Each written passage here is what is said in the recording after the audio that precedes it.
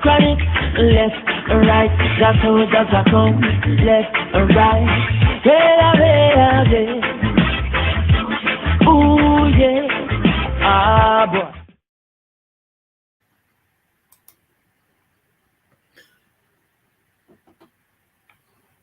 Can y'all hear me, family? Everything good in the chat? Everything good in the chat? Let me know if I'm coming through clear. Can you hear loud and clear? Give me a 1 off in the chat if you're here and you can hear loud and clear.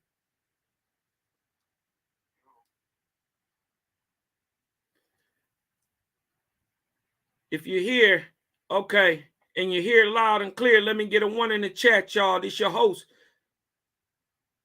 This the hostess with the mostest, burning like toast. This is your boy Cosmon Cal, man. I'm stepping back in from Etheria. I was on one of these etheric missions. And I had to come back down to Ooze, and I was going to need some help on this one. So I had to shoot over there to UFK and grab one of the greatest faithist minds out here today, right now. My brother from another mother. We got the same father, different mother. This is my brother, man. Faithist. For how many years now, Pete? Since 75? Since end of 75, beginning of 76, 1976, that is. So roughly almost 50 years as a faithist. This is my brother from another mother. Give me a big hand for Peter Hartgens. Yay! That's right. That's right. Thank you.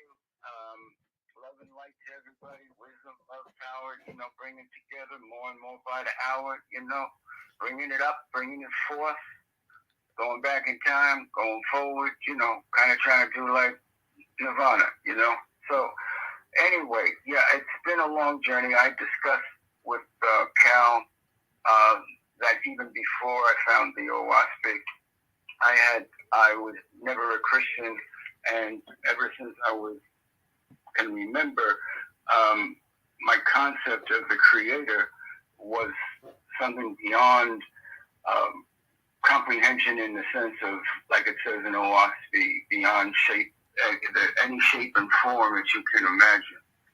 Okay. So I was looking, I guess, all my life to find a book that I could show people where it taught, as I got older, could teach or show people where all the lawgivers of all the major religions all taught the same Creator that after that. That's right. And major problems. But as I was discussing with Cal, that even the false gods, the only training they had before they broke away was the training and the belief in Jehovah. So there's a lot of truth in the old books, but they tweeted it, turned it, made it work for them. One of the things is straight up is that whether we like it or not, no matter how much you think you got yourself covered with the good, the bad can pervert it and twist it. Exactly. And that's why I thought it was a great request or a lesson that you brought forward, or that you're going to expound on today, and that is the tetrachs. Man, this is deep. This is deep stuff here, y'all. For all those who are new to OWASP and may not understand exactly what the tetrachs is, we're going to get into that today. We're also just to give you a roundabout view so you can, try to spiritually wrap your mind around what we're going to be talking about today. The tetrachs are or equate to what we would know biblically as the 7 deadly sins. So with no further ado, everybody know what I come here to do. I come to balance all balances and check all checks, because you know what happens next when you see the butterfly vortex. It's your boy Cosmonian, man. Let me throw off these moon boots and step down here in the ooze with my brother. And just to ask you a couple quick questions. You dig what I'm talking about? So they can, kind of wrap your mind around what's going on with you, Pete. Give them a little. It's your ship, brother. Okay, if you would, tell them who you are, tell them what you represent, and just for a little bit, tell them how you found Owaspy, or how Owaspy found you. I thought that was an interesting story too, if you could, sir. So, well, okay. Well, I guess to start with what you mentioned first, again, looking for the book. I guess I should say, from the time I found it, I was searching. I'd studied metaphysics, hermetic science, read the different, major religions. And for me, Creator was always moving me to see that it all was one at some point, It just got really screwed up. And that the words of the person that we know is, in regular societies, Jesus never said that he was divine. Early Christianity never said it. But what he said, as it says in I issue words which come from the Creator. So the basic thing of love your enemies, hate sin, love, be good, be gentle, don't kill people. The basic thing. So anyway, I was on this search. My ex-wife and I, but we stayed like a family together. But it was my turn with the kids, so I had the kids, and I knew this guy, and he was just around. He had been through a lot of stuff, and a vet, but he also had a lot of mystical stuff, and a lot of bad stuff. So anyway, this one day, and I never really talked to him about what I was looking for. One day, so the interesting part, in his background is Algonquin Indian. Okay.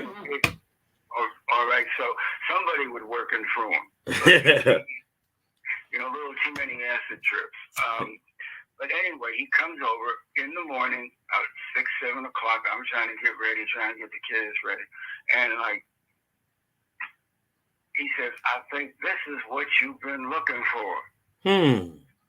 And he puts the book, the last thing I got was the blue cover Wing Anderson 1891 version. So I'm like, okay, this is okay. And I took it. So basically, just to wrap my mind around it, you have been asking these questions, searching, trying to get these answers, and you ask Creator to help you, and out of nowhere, this man walk over and gives you a book. Right. Who also happens to have Algonquin blood. So, Right. All right.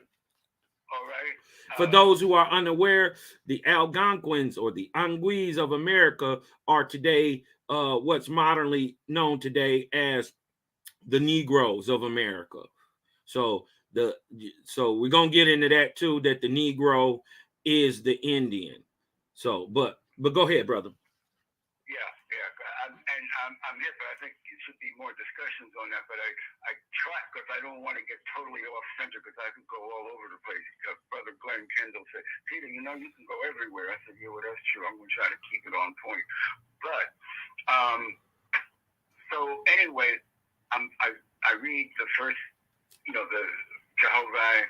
Well, first I read the part that says about Owaspy, a little piece, and then I said, oh wow, this is good, because it says that the book ain't all that together.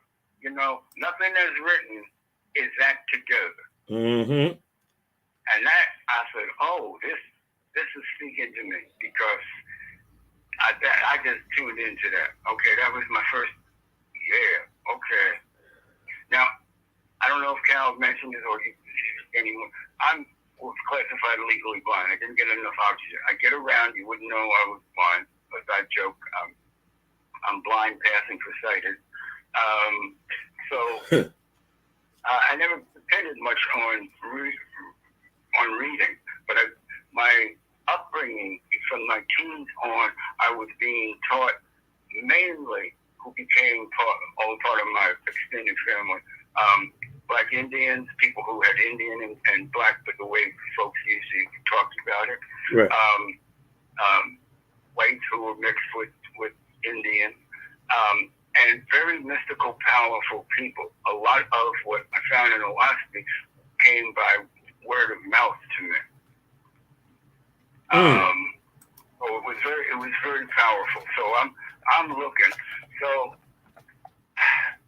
I just go with what I found out about this guy when he gave me the book. Right. I then found out he stole it from another friend of mine.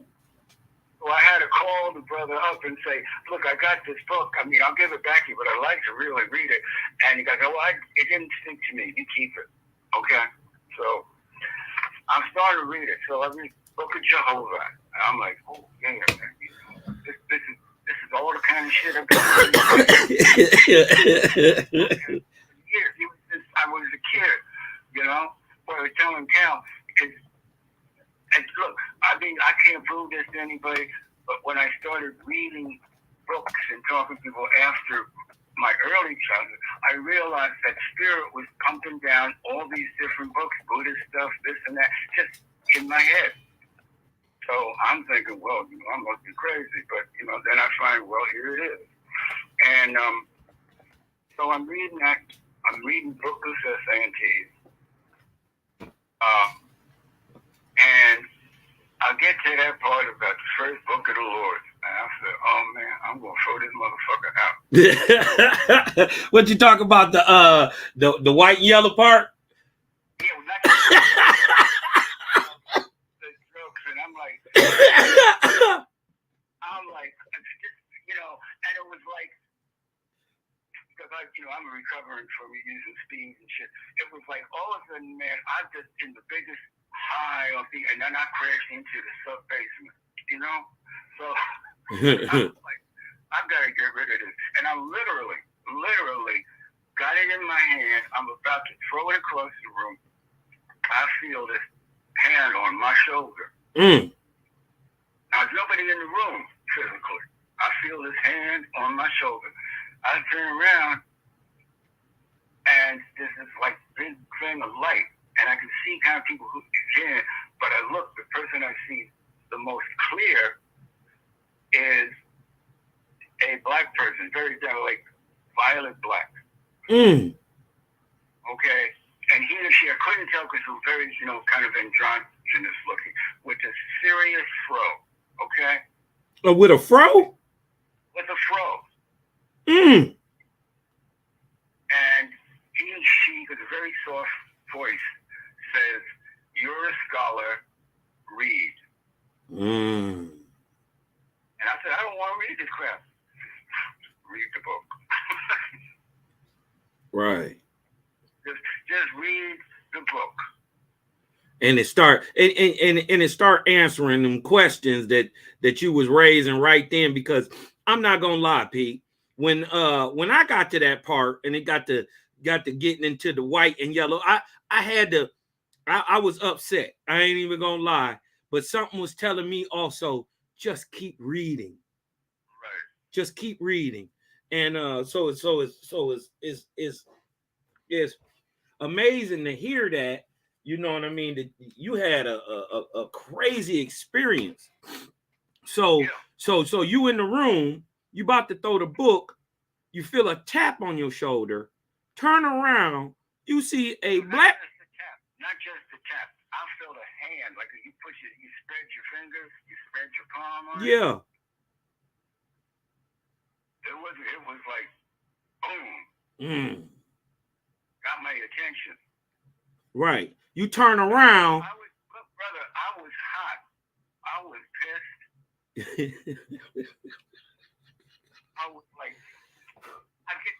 I'm reading the first part, and I'm like, oh, I found it. I could show all these people. Right. And then I said, oh, the people I want to show it to more, they going to buy this shit. I'm gonna throw this motherfucker.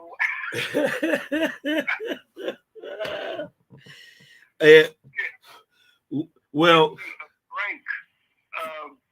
So to kind of jump up because you were asking about my affiliation. So I only had I had the Owaski.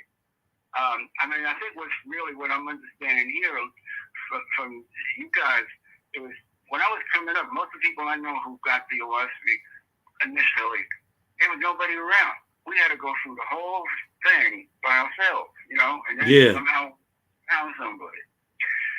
So I'm like, well, what do I do? How do I do this? And then this was, was published by the Essenes of Cosmin, and they had an address. Now, as much as I never was into Christianity, I mean, you can't miss it. It's around. And, the whole thing of being taken up in the rapture. Yeah. Well, I know you didn't share this thing. So I write the address, right? It comes back no longer at this address or this, not here. And I'm like, oh, my God, they all got taken up already.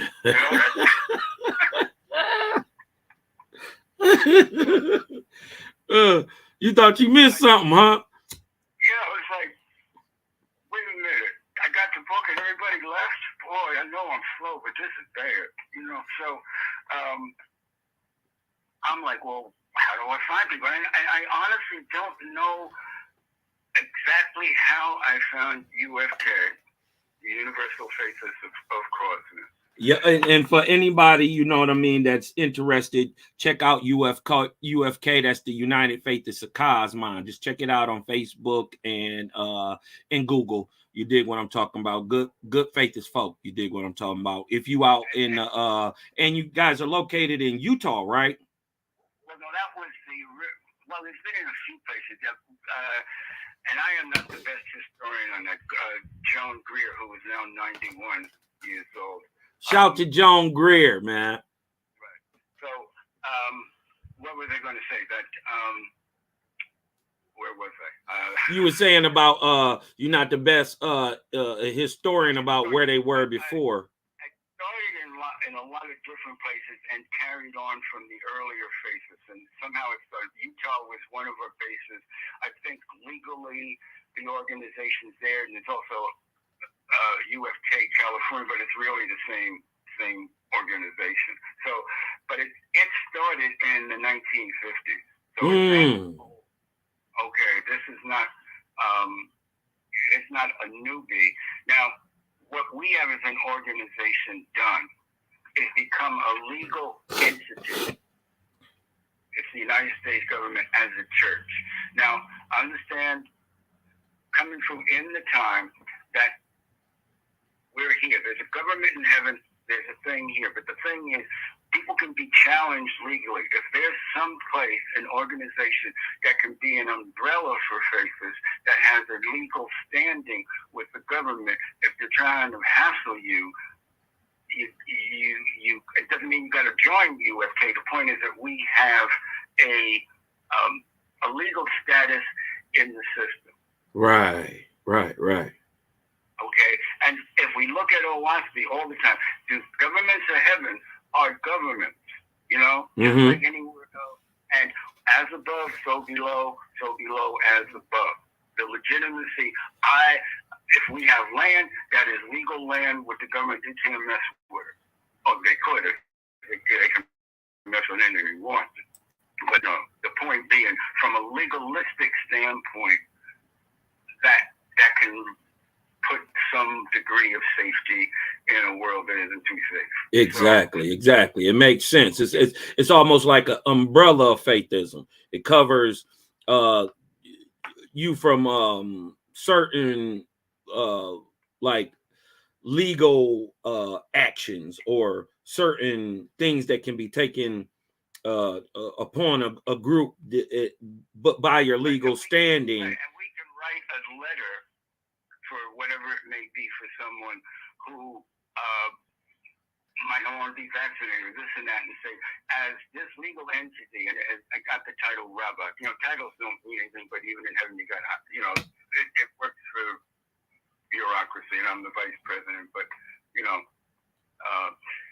I'm not trying to, that's not like a hornbone. It's just, if you got an organization, you're trying to have something that you can interface on the outside with. You know? Right.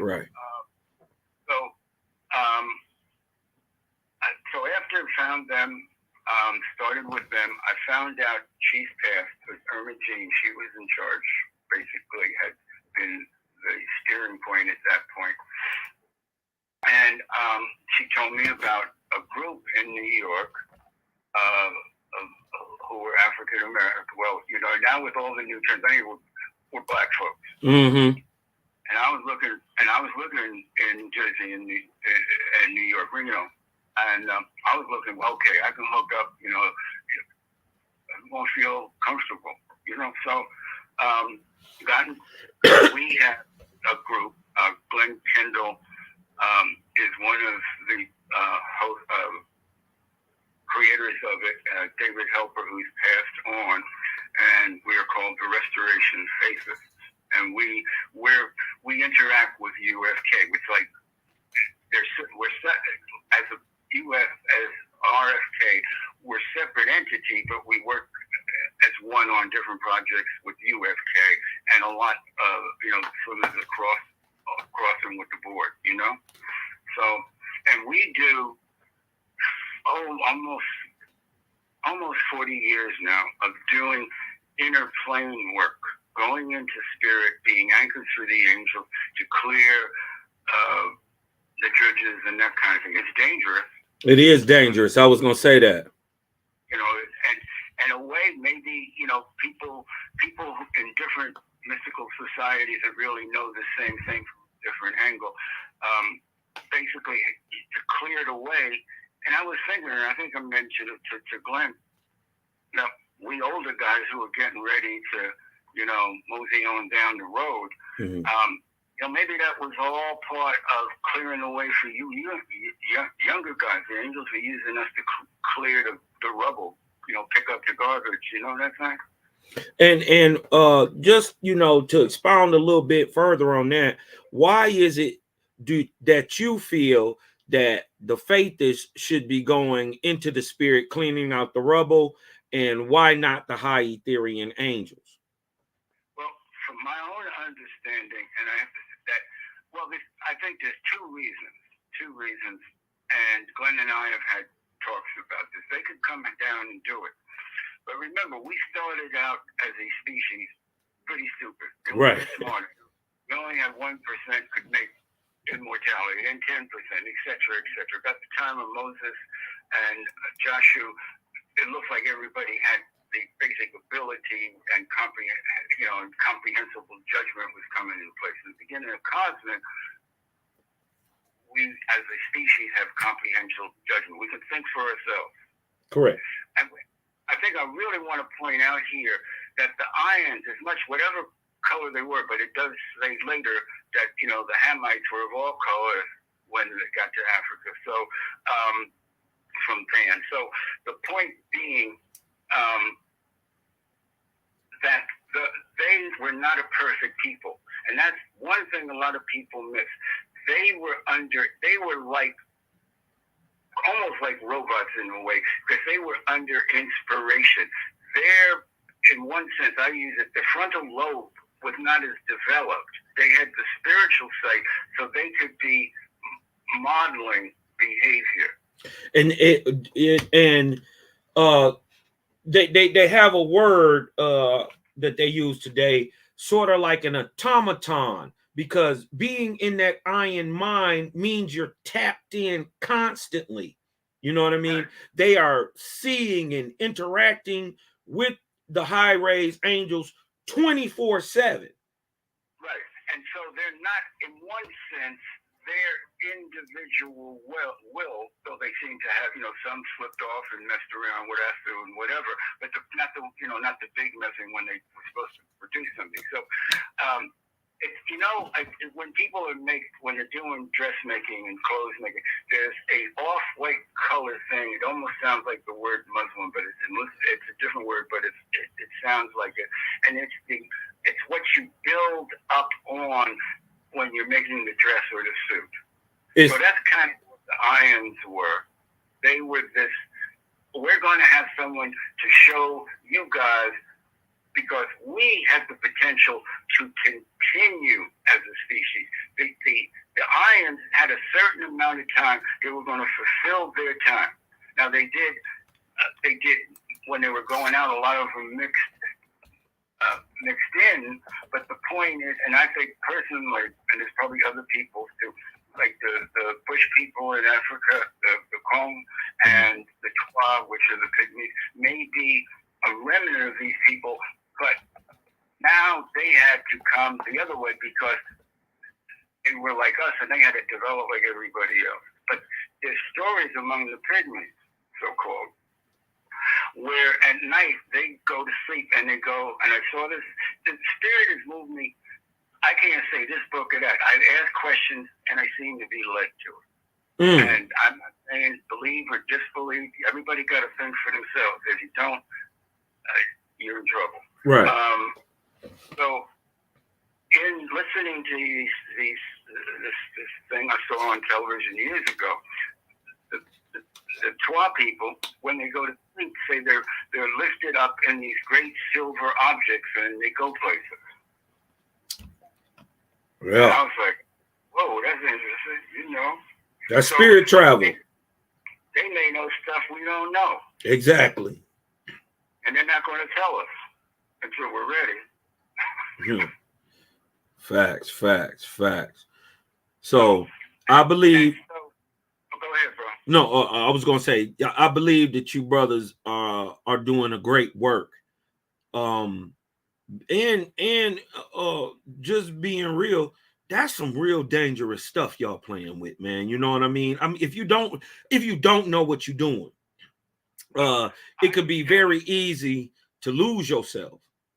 Oh yeah, and get abused big time. I'll tell you a story, early story when we guys were working. And again, we try to stay down low because it is dangerous. We don't try to advertise it, Right. So I'm kind of nervous today about bringing this forth because, I'm a target enough for these folks, So anyway, and I don't want other people being a target, but it's time. But it is what it is, and whether you know it or not, we've been having these experiences anyway. Oh yeah, I'm sure, because once and more, I told Glenn and I had a conversation about this. I said, look, man, as the more we get known in the world, the more we're going to get shit. That's it. Because when you're known, then you become a threat. If you're not known, they don't know you exist. The internet comes and explodes a Rooney. Okay? Facts. So everybody gets nervous who got their own thing in the spirit world. Not necessarily even bad things. It's a territory thing. You see what I'm saying? Yeah.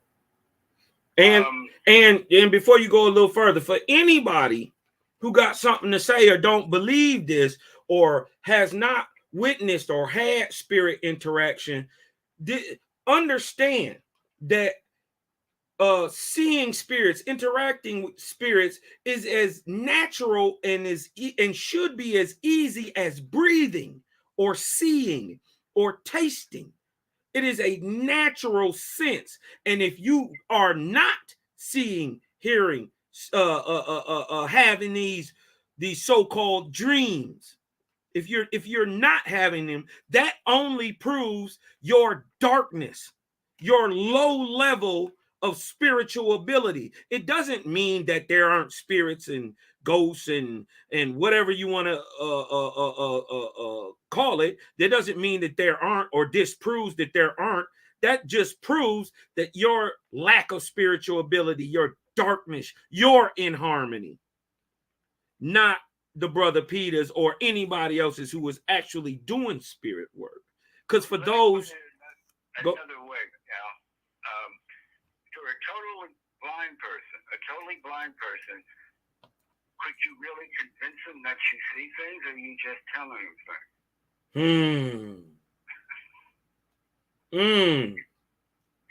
So I think it's more of the blinders on it, and in different people, in cosmic people are growing at different rates. To go back to answer that initial thing, the question you were saying about why would why now is this an example? There's the Shrivas, and I may not pronounce it, but those are the guardian angels of the planet, right? Right. For thousands of years, the Shrivas have been guarding the planet, and from one understanding, if a meteor is coming, they divert it. Why is it now that we're opening up? We got to start learning. Sooner or later, if you're in daddy's business or mommy's business, you're going to have to come and start learning the business. Exactly.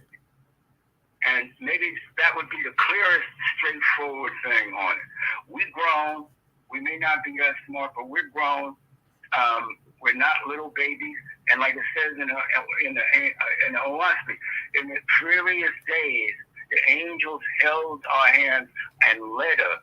They're not leading us now. It is like we know better.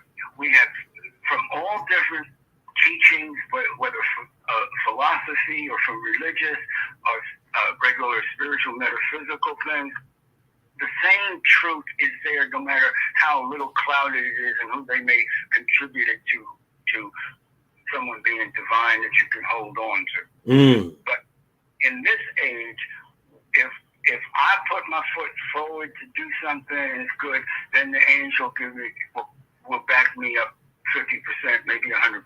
But I got to make the move. Right. And if I don't make the move to do the good thing, they will say, look, man, just like you will with your kids. I've been doing this all my life. I was a fool when I was younger. I cleaned up the milk when you spilled it. You grown, you're going to clean up your own milk. That's right. That's right. So that's what I'm saying. It's like, whoa, so what it's saying is, if you don't care enough about you, and if you don't care enough about your planet, why should we? We're going, whatever happens here, if you're stupid enough to blow yourself up, we'll still be here, and you'll be here, and then you're going to have to go maybe and help some other people who are further back to come up without making the same mistake. So, I mean, it's saying, okay, you want to be grown, you want freedom, well, you're going to have to pay the price for it. Yeah, that's responsibility. But also, doesn't it also say in Owaspy that the Lord pulled away from the Ions and told them that unless you learn how to overcome evil all on your own without me holding your hand. And I forget if it was before the flood or after the flood. It was before. There was a time when the Ions, remember they were probably growing too in understanding, just like any child, and it gets to the point where the angels were probably saying, okay, they seem to be pretty independent, but I've got to get up and put it in human terms at 5 o'clock in the morning and take my shift to watch them. Let's see what happens if we pull back. They're getting over on us. Come on, the babies are getting over. They're old enough to. They know. They say they know what to do. Let them prove it. Yeah. So we're gonna pull back just a bit. What happened? And what happened was war with the drug citizens, one or that one, and they learned a lesson. So same with us. The angels are going to pull back at times, and I know for myself. The voice, if you will, has been with me most of my life. But there are times, just like you see in Owaspy, when the God of the planet it's a dark time, it's spiritual darkness, and he can't get an answer from above. The Assyrians are saying, well, we test our gods too, Right. They got to think for themselves. They have to learn discernment, discrimination, evaluation, the tone and the texture of something. If we go and look at the thing with Anahaj. Now, it's the God who in place, this dude is like, he knows the darkness is coming. He prays for light. He's saying this is a good thing. Mm-hmm. But it's at the time when the earth is at its most physical maturity, which means in the sense of regular terminology, the gravity to pull what's up down is big time. Right. Okay, so he prays for light. This light comes, Anaheim and those guys get the big head ego, or not just ego, because ego is like, it's the self-identification, but egocentrism, Mm-hmm. and they get all that in a bag of chips. And so after that very God bemoans that he asked for something. Why didn't I just let it be like it's supposed to be? Mm. And then we had all that messing around with Anaheim and Cyrus and those four. And his other gods, and people forget this too, because we talk about all this knowledge in Egypt, which was there. But the other gods, the Anubi thing and all that was, if you look in the book, was being all over the world when the mysteries were being studied and the degrees and so forth. But what they did was set their people against each other, and all that knowledge was destroyed because they were just wiping out people. The one thing about Osiris, the false Osiris, is that he said, wait a minute, I'm going to teach my people. I'm going to give them knowledge. Mm-hmm. Now, whatever his purpose was, the point is that knowledge, even twisted and so forth, and this at times, got preserved. And it became the basis for all the legitimate mystery schools that still exist. Facts. So that you gotta, so I don't know if that really answered the question. I think that's as much as I understand as far as what's happening here. We're becoming more responsible. We're being held more accountable. We're also getting more and more information to figure out. That you got your primer. You go Dick and Jane. You got your primer book. Then you got your first grade, your fifth grade book, sixth grade book. Well, right now, I guess we're kind of either getting to college or hitting grad school, and we got more information, which means information is information, brother. That's right. Information isn't truth. It is information. The more information, the more you got to figure out what's real, half real, not real, so forth and so on. Correct. So the intellect on the positive side has to grow to fit the challenge. And one of the things, my understanding, is the Creator's infinite intelligence. So in one way, it's an intelligence test. We have to learn how to use our mind that is hooked with the Creator too, and learn how to do it. And knowing knowing the great knowledge. What does they say in the Book of Shalom? I don't need someone to be telling how to make the garden. I need someone going to do the garden. I need someone who knows how to diaper a baby. Yeah. The things that y'all coming with are useless here, because these babies is not worried about if you can manage grown men or do these cryptocurrencies and stocks and bonds when they need diapers and they need their butt changed and they need food cooked and they need warm places to stay and you see what I'm saying? We need people who gonna do the work. And I had the privilege of working for an agency in the South Bronx called United Brown Parents, and it was when I was finishing up grad school. And they had a program which is still fun called La Casita, and it was for recovering female addicts and their children. It was a 2-year program. Their children could live with them from in the belly to 9 years old. Mm. So 39 women. So imagine if 39, if you were doing it like on equals, all had 3 kids. That's what we were dealing with. And we had to teach some of these women, we had to teach them how to diaper. We had to teach them how to do their finance. It wasn't just about getting off drugs. It was like, right. And the lady who started it and I don't want to get too far from us because I really want to bring out the thing about the tetrachs. But yeah, we gonna get right into that. No, but we building. They want to know about you, brother. You did what I'm talking about. They want to learn from your experience. So just please go ahead, brother. Okay, so the lady who started it was, I believe, Puerto Rican and Italian. It was kind of a mixed neighborhood, and she was one of the mothers who took the South Bronx back from the gangs.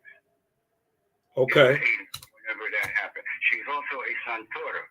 A Santora is like a priestess of Santeria. Santeria, okay. Okay, so her goal, and this is really smack, man. Her goal was to find people to come into this agency who had the scholastic background and were mystics. Man, that's deep. That's a hard room to, that's a hard room to feel right there, to be, because as Owaspy say, when most people gain towards what they believe is knowledge, as in sciences, and they tend to fall away from their as they're building up their mental abilities, they're sort of losing their spiritual abilities or not having faith in them. You know what I mean? So, here it was together, and it turned out that most of the staff had clairvoyance or clairaudience or clairperception of some sort. Wow. And some of the clients had it too because they were raised up in Santeria. And it worked because we come in and we didn't talk about it if there were people outside of the agency at meetings. But everybody knew what we was doing. You see, the clients would come in with their babies the first day, and they got this cloud around them. You see all these freaking dredges, just preying on these people. And this is an agency that gets private donations and government money. You just say spirituality. You don't say nothing about religion, Right. Go AANA, boom. And I told Cal about my work buddy. This lady, she had a whole kind of mixed race, but basically black. But she had some Chinese, and she had some East Indian, and Native, and whatever, and maybe a little white. And she was something else. She had a degree in early child development. She had a BA in social work. She had a master's degree from Union Seminary, and she was a Yoruba priestess. Okay. And she talked about the heavens the way Owaspy does. She hadn't had, and we were going downtown one day to go to the health food, but that part of the South Bronx, they were still shooting up people, gang wars. Yeah. You go into the supermarket, and the vegetables look like it's an ICU trying to recover because they just look so beat up. Right. Go out of the neighborhood and they're all green and same chain of stores. Anyway, we're going down to the health food store. And I mentioned Owaspy. She said, "Oh, I just bought that today." Huh? Yeah. See, people just think that's coincidence. They would, but there is no coincidence. I'm new on the job. I don't want to be talking about I see spirits. I'm keeping my mouth shut. I don't want to lose this gig. This was like that part of Owaspy says how to do charity. Yeah. And I'm like, I just walked into heaven. And so we're talking. We're down in the store, and we're just talking about something about this or that, or spiritual things. And she says, "Peter, just come out with it. My spirits tell me you see spirits." First thing was like a little paranoid. She trying to trick me, Right. And, so we worked together, helping to clean up people, So I worked there 7 years, lived into the neighborhood. There were still gang wars going on, like from 10 o'clock at night to 5 in the morning. You'd hear this gunfire roar. I mean, not just like, pistol shots. I mean, volleys of gunfire. Then it'd be like 10, 15 minutes, another volley. Then the police come out. So if I'm working the 12 to 8 shift, I got to get there between the volleys. You see what I'm saying? Yeah. So I'm like, okay, let me, time this shit, or it's a 4 to 12, whatever it is. And I was working double and triple shift because I loved the job. This was like everything I was looking for almost. So it was a beautiful job. We were extremely successful, and we even did a spiritual cleansing of the place with the head of the agency, the big agency, giving permission at the center here. And we told the clients, we first asked the clients, do you want us to spiritually clean the place? And the client's response, I am not bullshit. I may be totally crazy, but I know the physical events of what we did certainly happened. And we asked them because they're living in the facility. We're not, It's their home until they graduate. And we said, do you want us to do this cleaning? And they said, yeah, because we're tired of seeing people who aren't there keep on coming in and walking through our rooms. What? Yeah, a lot of the clients, because they were, a lot of them were Caribbeans in general, or Puerto Ricans, Dominicans. Yeah. So they be having it. They know about the duppy. They know about the duppy. Right, and their families grew up in it. Yep. So, and we said the only person who didn't want a treatment was this lady who was a Jehovah Witness. She said, "Oh, don't come in my room. We figured we're going to do a whole bunch of stuff around the room, Mm-hmm.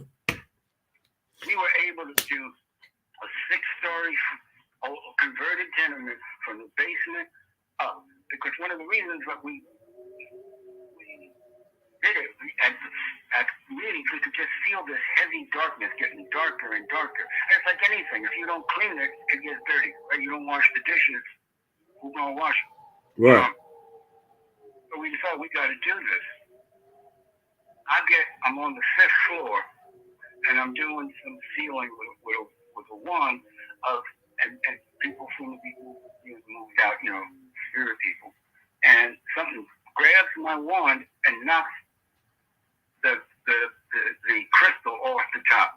Now, big bad ghost hunter here yells, "Deborah, I need some help, girl."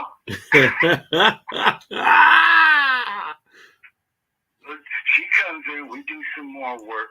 And she was doing something hit her in the back of the head, but it wasn't like malicious. Anyway, when we cleaned it, you know how something feels when the rain stops. The rain comes and then has that pure clean. Yeah, that fresh smell, that fresh clean feel throughout the whole building. Now, one of the child care workers who grew up in the neighborhood, one of the 5th floor, the top, the 4th, 5th, and 6th floor were the dorm floors for the ladies. So the 5th floor was always, whoever was living on the 5th floor were just stupid action. Like almost childish action. Not the ladies above or below. And we never could really figure it out. Well, after we got the place cleaned, I talked to this brother who grew up in the neighborhood. It had been a tenement building, and there had been a fire in it, and the major fire was on the 5th floor, and children were killed. Even the children were trapped in that building. So freeing them, from that bondage, you know what I mean? Because as above, so below, and what you're bound to here, you're bound to there. And so you may have did a super great work, even releasing the bonds or helping for the bonds to be released for these spiritual children who died in agony, obviously. Yeah, we're anchors. If we do the ritual, they do the work, but they're still because those folks will jump on you. So just going, they don't want to go, and kids are going, But the stuff they did, it wasn't malicious. It was really kid, and the clients, when they acted stupid, was kids stupid. Right. Now, go ahead. Okay, so I want to point this out too. The clinical director at the time She was an Italian lady, but she did the moon days. I think she probably was Wiccan. Okay, that's my buddy Deborah and myself, and being a faithist. They all asked me to do the invocation. I prayed to the Creator, saying, bring all the disciplines of the people of who come to you in different ways here under, together. And we didn't have one interruption while we did the work. And you got to remember, the supervisor, the assistant supervisor, the head of the assistant of the social work department, who's Deborah, I was clinical, are in the same building. Now, these clients are always going to come to the people in authority to have stuff changed that they didn't like what their counselor did. They did not come near us. They let us do it. Nobody came near us until the work was finished. Wow. Hey, with that being said, yeah, so I think we need to just I wanted to kind of read a little bit about how I want you. We'll get into it, but I want to go into the book of 7deadly real quick. This is chapter 1, verse 20 and 21, and they have a part in here where man must overcome his own tetrachs, and they speak as these tetrachs, or these passions, you see what I'm saying, are a new birth within man. You know what I mean? So I kind of wanted to get into this real quick just to set the stage. Actually, I was going to suggest that may, because I think to build up the understanding of the tetrachs with that piece, she talks about the 3 verses that we have. Exactly. So this is the book of 7deadly, chapter 1, verse 20 and 21. Now, it says, 7deadly spoke from Jehovah's throne, saying, now this is the goddess of the 23rd arc cycle. The cycle of Spita from 3953 BC to 1553 BC. 7deadly, Nirvanian goddess. I thought she was an Orion, but she's actually a Nirvanian. She's a Nirvanian. She did that. This is a turning point in Earth's history. Yep. 7deadly spoke from Jehovah's throne, saying, what is the deliverance of man? Is it from his mother's womb? Is it from his corporeal body? Is it from the corporeal world and her atmosphere? The Father has given 3 births to all men. In the first, man has nothing to do with his shaping or time in his mother's womb. In the second, he has little more to do. He has a little more to do in directing his course during his mortal life. But for the third, for the higher heavens, he must work for his own deliverance. 7deadly said, the Creator created 3 kinds of earth deliverance for man. First, from his mother's womb, coming crying, blank and helpless. Second, from the tetrachs, which are the earthly passions and desires. So right here, they're saying the second birth is from the tetrachs, or being above or being able to conquer your own earthly passions is a second birth for man in his time of life, which is between birth and death. And then it says Sirius, second from the tetrachs, which is earthly passions and desires, serious and full of fear. Third,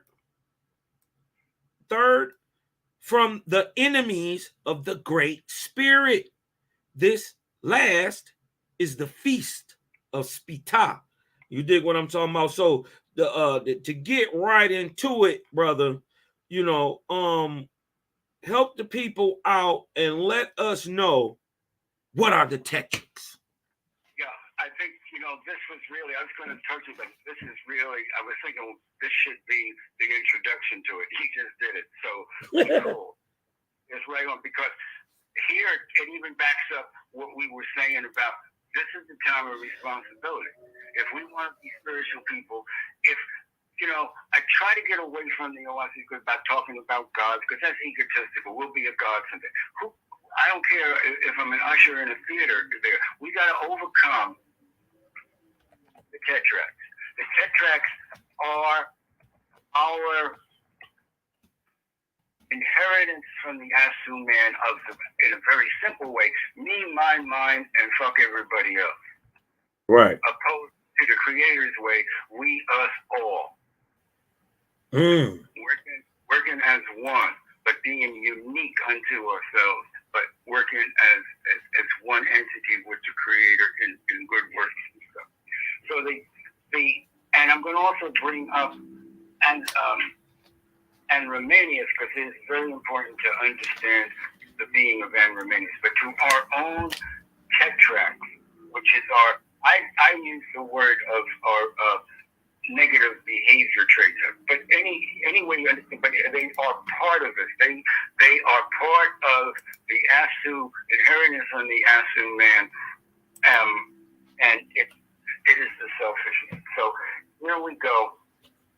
Anash, which is persistent stubbornness by word or thought, and the delight in destruction. Okay? Zimma, Zimmah. And these are ancient names for them. Wicked devices, negativing every good thing by holding it up to ridicule. It is the joking evil, not the happy humor that lifts you up. This is like, oh man, no, they don't. Oh, there's no spirits, man. There's no this. I mean, you don't have to be good. Just get what you want from the world. That's all you need. Come on. These fools don't. They're stupid. They're losers. You know who said that? They're losers. The trepidation, man. So listen. So here we have Ra. Is the delight in being bad, the flesh evil. Well, I know I got my wife, man, but I got my husband, but something says it's looking good. I'm going to slide over here. But it's not just that. It's the lust for a lot of physical things too. The flesh evil of I want to have this. I don't care how I get it. I just want to have it. But then we got Belial.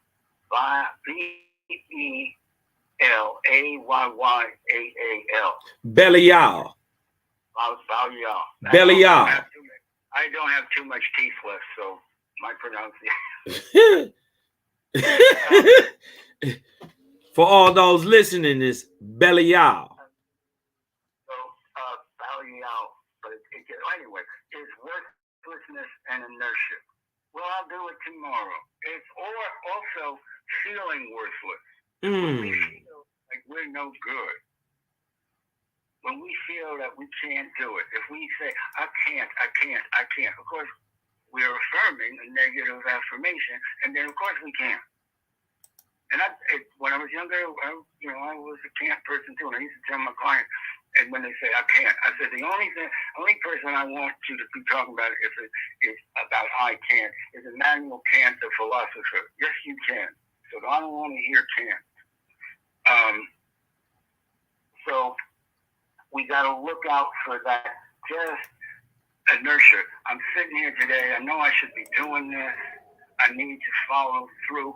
And it may not be the worst, but it can lead to other stuff because you just use your initiative to improve yourself, to change the situation, to accept whatever in a way of just, who gives a crap? Some kind of a nihilism. And then there's deba, love of slander and reporting evil, the enticing of evil. Now, some people have some. Hey, Pete, don't. Why you going? I want. I'm showing on the screen. I just want to make sure everybody can see. I'm showing that these still have meanings today. You dig what I'm talking about? These words come down to us today through many times through the Hebrew language, and are described with the same exact meaning that was given during the time of Aph. This is 25,000 years ago now. You dig what I'm talking about? And they were given before that. You know what I mean? But the understanding and for these names to be remembered and to be spoken at all time and to be remembered through all time is amazing. So even today we find the word deba, which is in Greek and Hebrew definitions and the tools, still meaning defaming, evil report, infamy, and slander. Right there, deba, slander, and reporting of evils. It's the same word with the same definition. How? I do want to make a point here, because it can be has in discussions that we've had as a group about that. The reporting of evil, if you see someone getting beat up and you want to report that, that is not the kind of evil they're talking about. It's like you getting off on trying to find the worst thing you can say about someone, and you don't want to say anything good. You just wanted to say that you don't know even if it's true. Now, when you're like when I was working in the Bronx, we had to sit there and analyze the shortcomings of a client, because we had to fix it. If you're not going to fix it, don't talk about it. Right. You know? Kind of thing. But we all, to some degree, and this is the important, we all fall to this because it is part of the flesh nature. It has become part of us. And all the false gods had not conquered their tetrachs. They were high in grade. They knew their business. Look at even an Aj. That brother had to go to hell twice to get it. Twice. You know, he couldn't learn the first time, and he was still all about his ego. And I forget who the god was, but his friend, who had been a false god himself, Ahura. Ahura said, to him when he was kind of losing his temper with him, "Oh, of all my gods, you are the one who talks about yourself the most." So our biggest enemy is us. Yeah, ourself. The flesh mind against the spiritual mind. And then we get to the leader, Satan. Now, Satan's the leader of the other six, and his desire for self-glorification and leadership to rule over others. I'm going to tell you what to do. I don't want to hear no bullshit kind of thing. It's not, we're going to sit and let's hear the ideas. Let's see what's going to work. We'll try it. If it don't work, we'll try something else. But no, I want the glory. I want to be the guy. I want to be sitting in the throne chair. I want this, blah, blah, blah, blah. And this is Satan. Right. And we're looking on the screen right now. We're looking at the Blue Letter Bible, and we're looking up the definition in Hebrew. Now, people will say, well, he could have just definitely got the definitions of these Hebrew words right out of the definition. We could easily look that up. JBN could have looked that up. What you need to understand is Oahspe was written and published 10 years, a decade before the Strong's Lexicon, and way before Yehuda's Bible, Yehuda's Lexicon, Ben Yehuda's Lexicon. Oahspe came out before there were definitions for these Hebrew words. So right there alone, one other amazing part of the truth being revealed in Owaspy is, how could this man who didn't speak Hebrew have these definitions that didn't come out for at least a decade later? As a matter of fact, the year that Strong's Concordance came out, JBN died. So let that sink in a second. You know what I mean? This is high level revelation. Now, I want to bring something else here in that it's in the word Satan, the tan. You have Oatan, you have Sultan. What's come to me, the word tan is an authority word, for good or bad. You have the Oatans that make planets and stars. Mm. But the SA in where you get into Sasa, in this earliest meaning, means bad, evil. So the evil ruler. Ourselves. So these whatever you want to call it, because also Satan historically means the adversary. We are our own worst enemy. We are our own adversary. And when our own enemy is part of us, we got to understand that our own enemy is using the same knowledge that we have against us to thwart growing into this higher being. That's exactly what I was going to bring out, being that we understand now that Shaitan means self, but in Hebrew, self means adversary. But then you go back to prove again, who is our greatest enemy? Who holds us back? Who is our greatest adversary? It is ourselves. You see what I'm saying? So self meaning Shaitan, self means Shaitan, Shaitan means adversary, because adversary means self, because you yourself are your greatest adversary. You are, and in capital letters, selfishness, where I the ultimate, sorry, I didn't mean to cut you off, bro. The ultimate example of that are sociopaths. Everything they do is for their own best interest, even if it may be good for others. That's not important. As long as it is for their best interest and nobody else counts. It's like almost like a little baby. When a little baby's innocent, but the little baby can rule the household because what it wants, and it don't care. And when we're big and that little baby is big, that's a real problem. That's right. Because it was running things before it could talk. What it's going to do when it can talk? Right. And another thing, a lot of times figure means, from my understanding, I'm Cal and I start talking and we really get excited.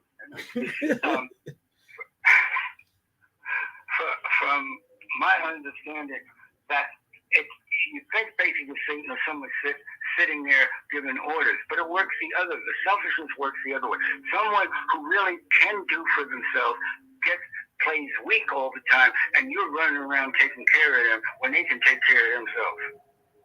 They are ruling the roost by using a supposed handicap to get you to do what you want. I had a person, try to take advantage of me in that same way. So I know you're telling the truth. It goes on to say, right? Because what the brother is hinting at here is the book of 8th, chapter 13. You know what I mean? I got it through 9 and through 12, right? He just gave you the 7 entities, which is to say, these are the inheritances of all men born on earth. Anash, which is the persistent stubbornness, or by word or thought. Zema, wicked device. Ra, delight in being bad. Belial, worthlessness. Avon, vanity and self-conceit. Deba, slander and reporting of evils. And Shaitan, to be a leader. Look how it's explained. To be a leader, and especially to the delight of the other 6 evils. So this is a captain of evil. You know what I mean? Somebody who delights in it. It goes on to say in chapter 11, verse 11, 13 and 11. This is the book of 8th, chapter 13, verse 11. These are the members of the beast of all men and women under the sun, nor is anyone without them in some manner or degree. Go therefore to the land, to the lords, and say to them, Jehovah has set the beginning of the resurrection through Aph, his son, chief of the ark of Noah, to lay the tetrachs on the shoulders of mortals. So interesting. You make a good point there, because it's saying it's after the flood. Mm-hmm. And the main history of Olaspi is that period of the 25,000, and it just talks about the earlier days. So in a way, there's like two separations: before Pan sunk and after Pan sunk. Correct. And we folks, people, after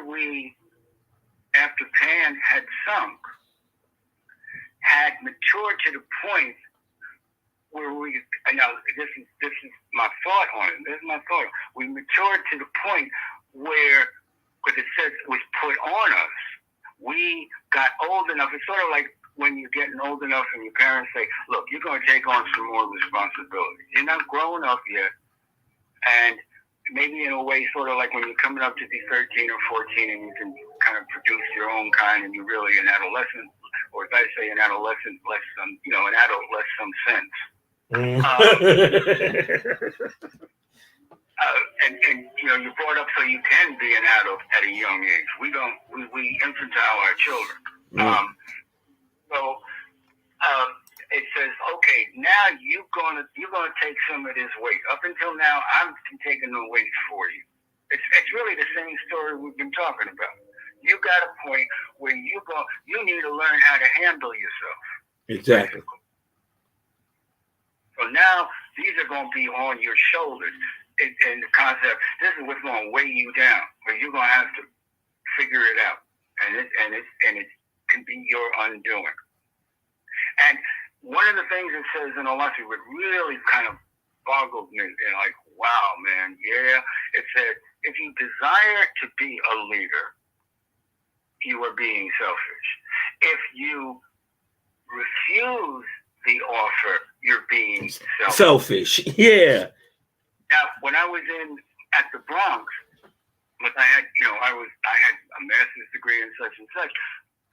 The big boss said, "Oh, Peter, I want to make you the senior counselor under the director." I said, "No, but to tell you the truth, some of my workmates are crazier than the clients, and I said, no.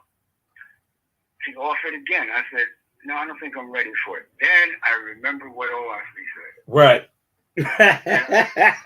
Hit you like a ton of bricks, didn't it? She come the third time. Come on, Peter.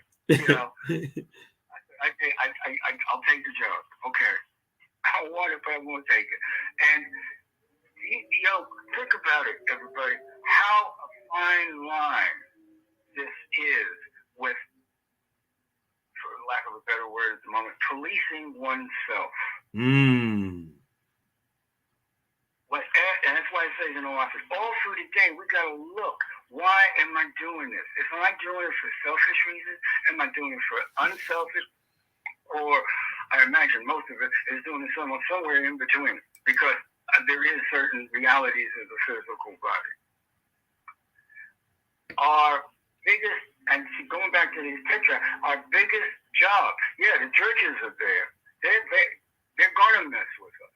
But the more our judges and our tetrachs are active, the more it's like New York Harbor. Got all these ports of call. You got 7 ports of call that they can enter into us and even jack us up more. Facts.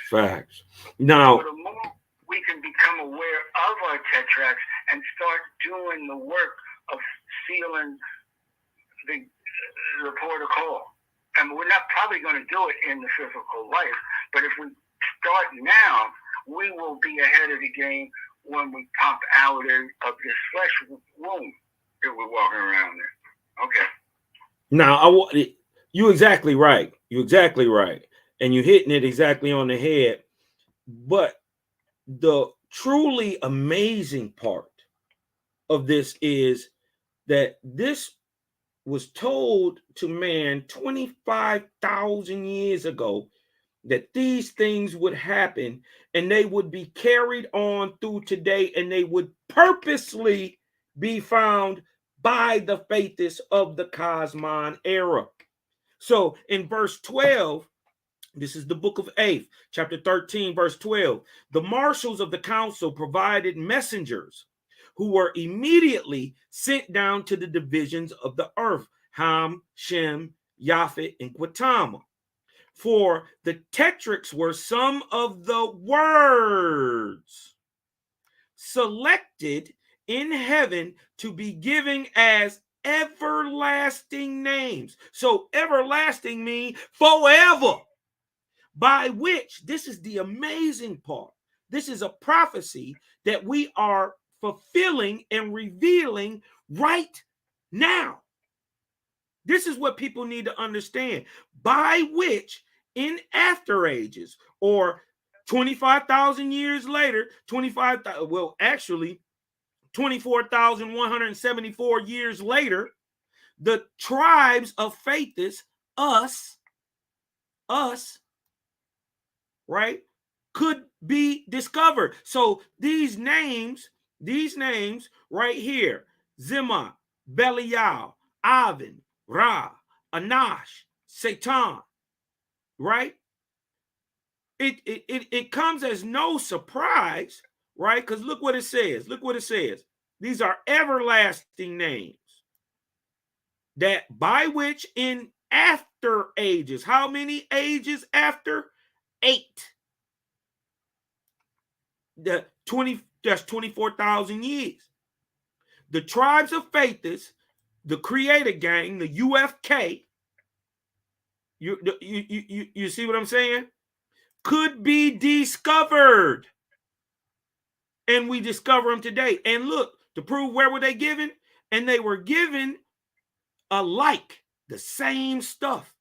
Everybody got the same thing.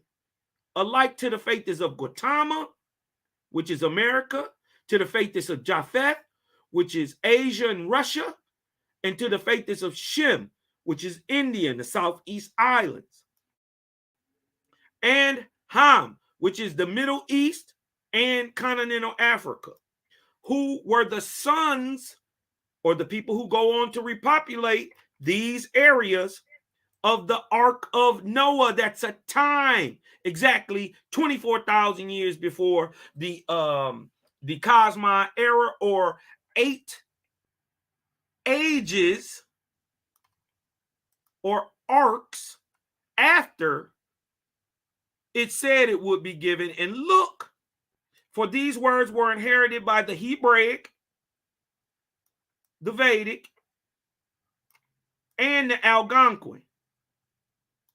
Right? We're gonna look into some of these Hebraic right here, because look what we find. Zimah, with the same meaning, thought and wickedness. Dibah, with the same meaning, defaming, evil report, or infamy, or slander. Avon, with the same meaning, right? From an unused root, perhaps meaning properly to pant, hence to exert oneself, usually in vain. Same damn meaning. Shaitan, same meaning. Self, right? But an adversary, your greatest adversary is yourself, your Satan. You dig what I'm talking about? I think that's the amazing part that people are missing. This was a prophecy given 24,000 years ago that told us it was going to be here. If you look in the Hebraic, if you look in the Vedic, if you look in the Algonquin, it will be there. And now 24,000 years later, we go look up a word I ain't never even heard before, like Dibah, and it has the same meaning. Remember, these were given before Strong's, before Ben Yehuda's lexicon. Remember, Hebrew was a dead language. So understand what is happening. This is a thing. A cow. Yeah. Also, I found out in Yiddish, Dibba means evil spirit. Yeah. Yeah. So, it's really, yeah. And now this is one of the concepts that came to me, but I look at, we see Satan, and then we have vanity and self-conceit. I kind of feel kind of the handmaidens to Satan, because even if we have our act together and we're doing the right thing, that vanity and self-conceit can trip us, and that could be the tripwire to go into, well, I know this and that, so I gotta be the leader here. You see what I'm saying? Yep. And that's where you fall at. Right. Right here, well, we looking at the Lord's first book, right? Chapter 1, verse 1, chapter 60. Chapter 1, verse 68. This is the Lord's first, and this is talking about the Ions who landed in the this is after the flood, right after the flood. So this is the year 22,553 BC exactly. We are not guessing. This is not hypotheses. This is not theory. This is proven mathematics by the timetables of prophecy, which are ran by mathematics, which are absolute. So these things were given to the fleets of Japheth. They were given to the fleets of Shem. Y'all think Shem was a man. These were given to the fleets of Ham. But let's look down here at number 68, what they say. Now context is always key. The Lord, who worked for God, who worked for the Creator, let's get that understood, is dropping some science on the Ions. They saying, look, this is what you got to do. If you want to repopulate this planet, you want to get this thing going, this is what you got to do. And you are going to write this down forever. You're going to teach this to your children's children, who will teach it to their children, who will teach it to their children. It's going to go on so long, you won't even know where it came from. You're going to forget where it came from. You'll get pieces of it through the Vedic. You'll get pieces of it through the Algonquin. You get pieces of it through the Hebrew. But what y'all need to know is this is 22,000 years before it. And it says in verse 68, they shall remember the 7 tetrachs, Dibah, the enticing evil, the flesh evil, the enticing evil, and Ra, the flesh evil, and Zimah, the joking evil. Well, now, that's another thing. Now, right here, it says Zimah is the joking evil, right? But over here in it got wicked device.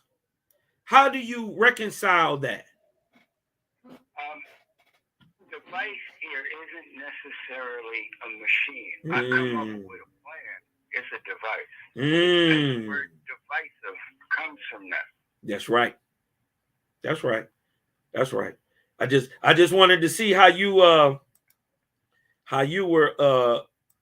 coming with that.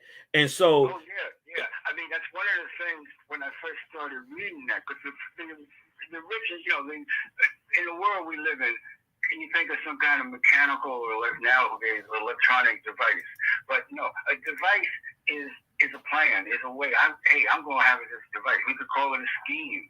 We can call it whatever, a plot.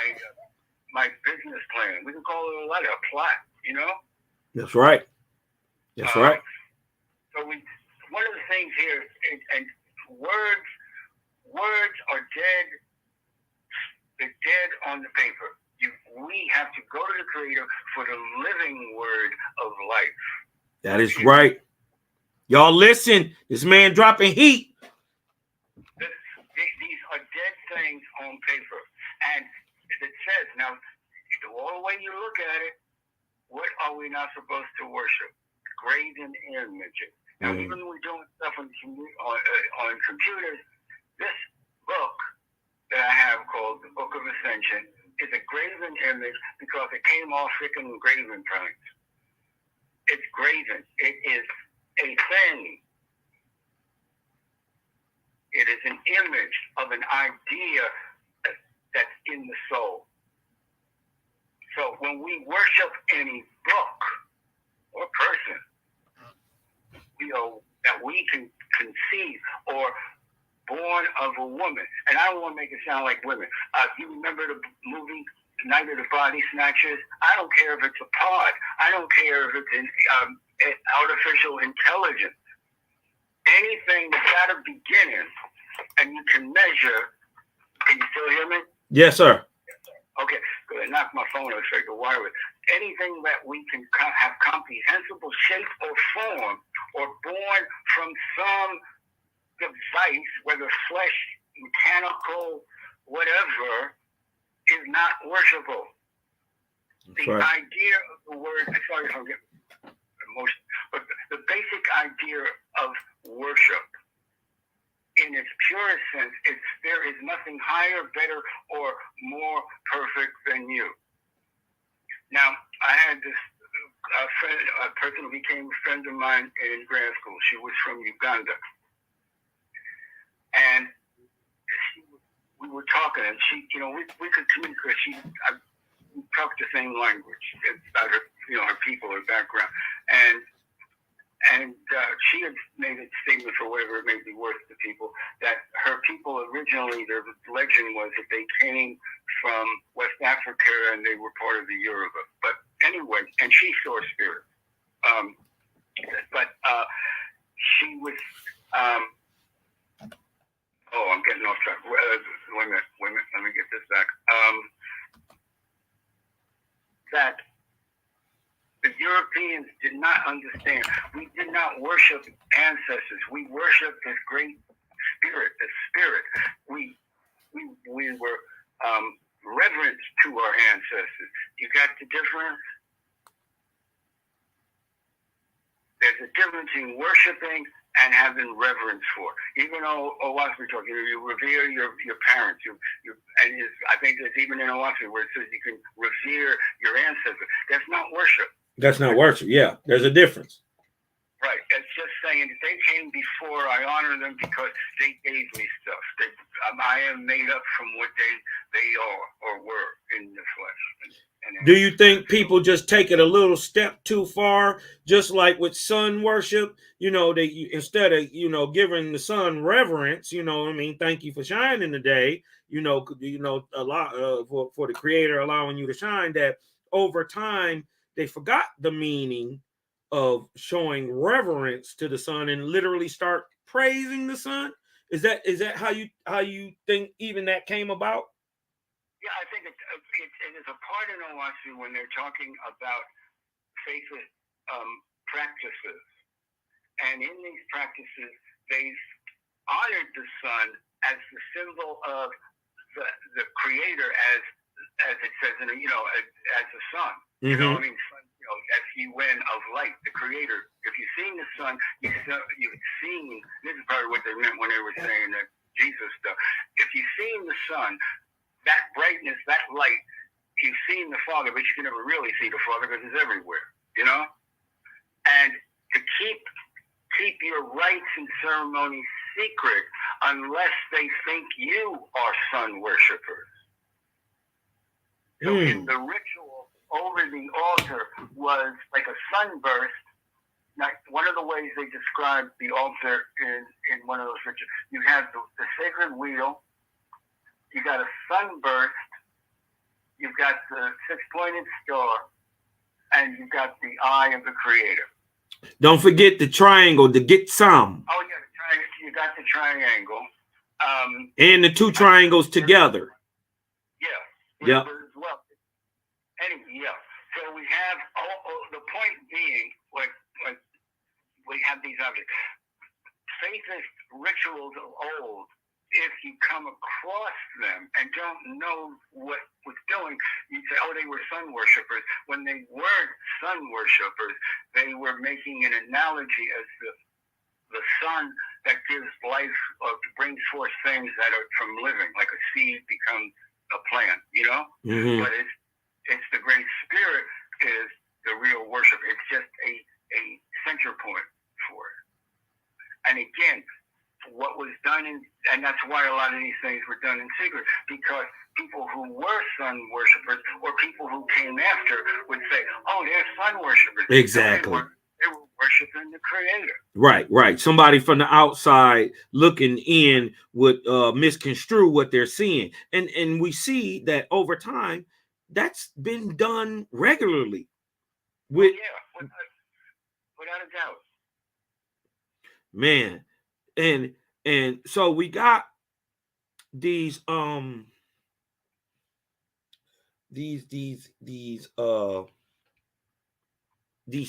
tetrachs, right? They obviously are ingrained and bred into the beastly part of man. So would it be to try to simplify it for people who are coming into this knowledge, would the seven tetrachs, could they be seen as your lower self? Yeah, I think again, there's so many different ways you can look at it, but I would say, yeah, basically that's why about having the higher self over the flesh self, as ruling corporate. And I'm going to kind of use an example. The old idea in the regular Bible of Jesus riding a mule, most people have the general ideas. What came to me is the person riding in spiritual terms, riding the mule is an image of spirit riding the corporeal body, not the mule, and not the horse, which is the going forth, but a mule kind of really speaks to our lower nature. I'm not going to do it. I don't care what you tell me. I'm going to sit on my ass. You can't make me go.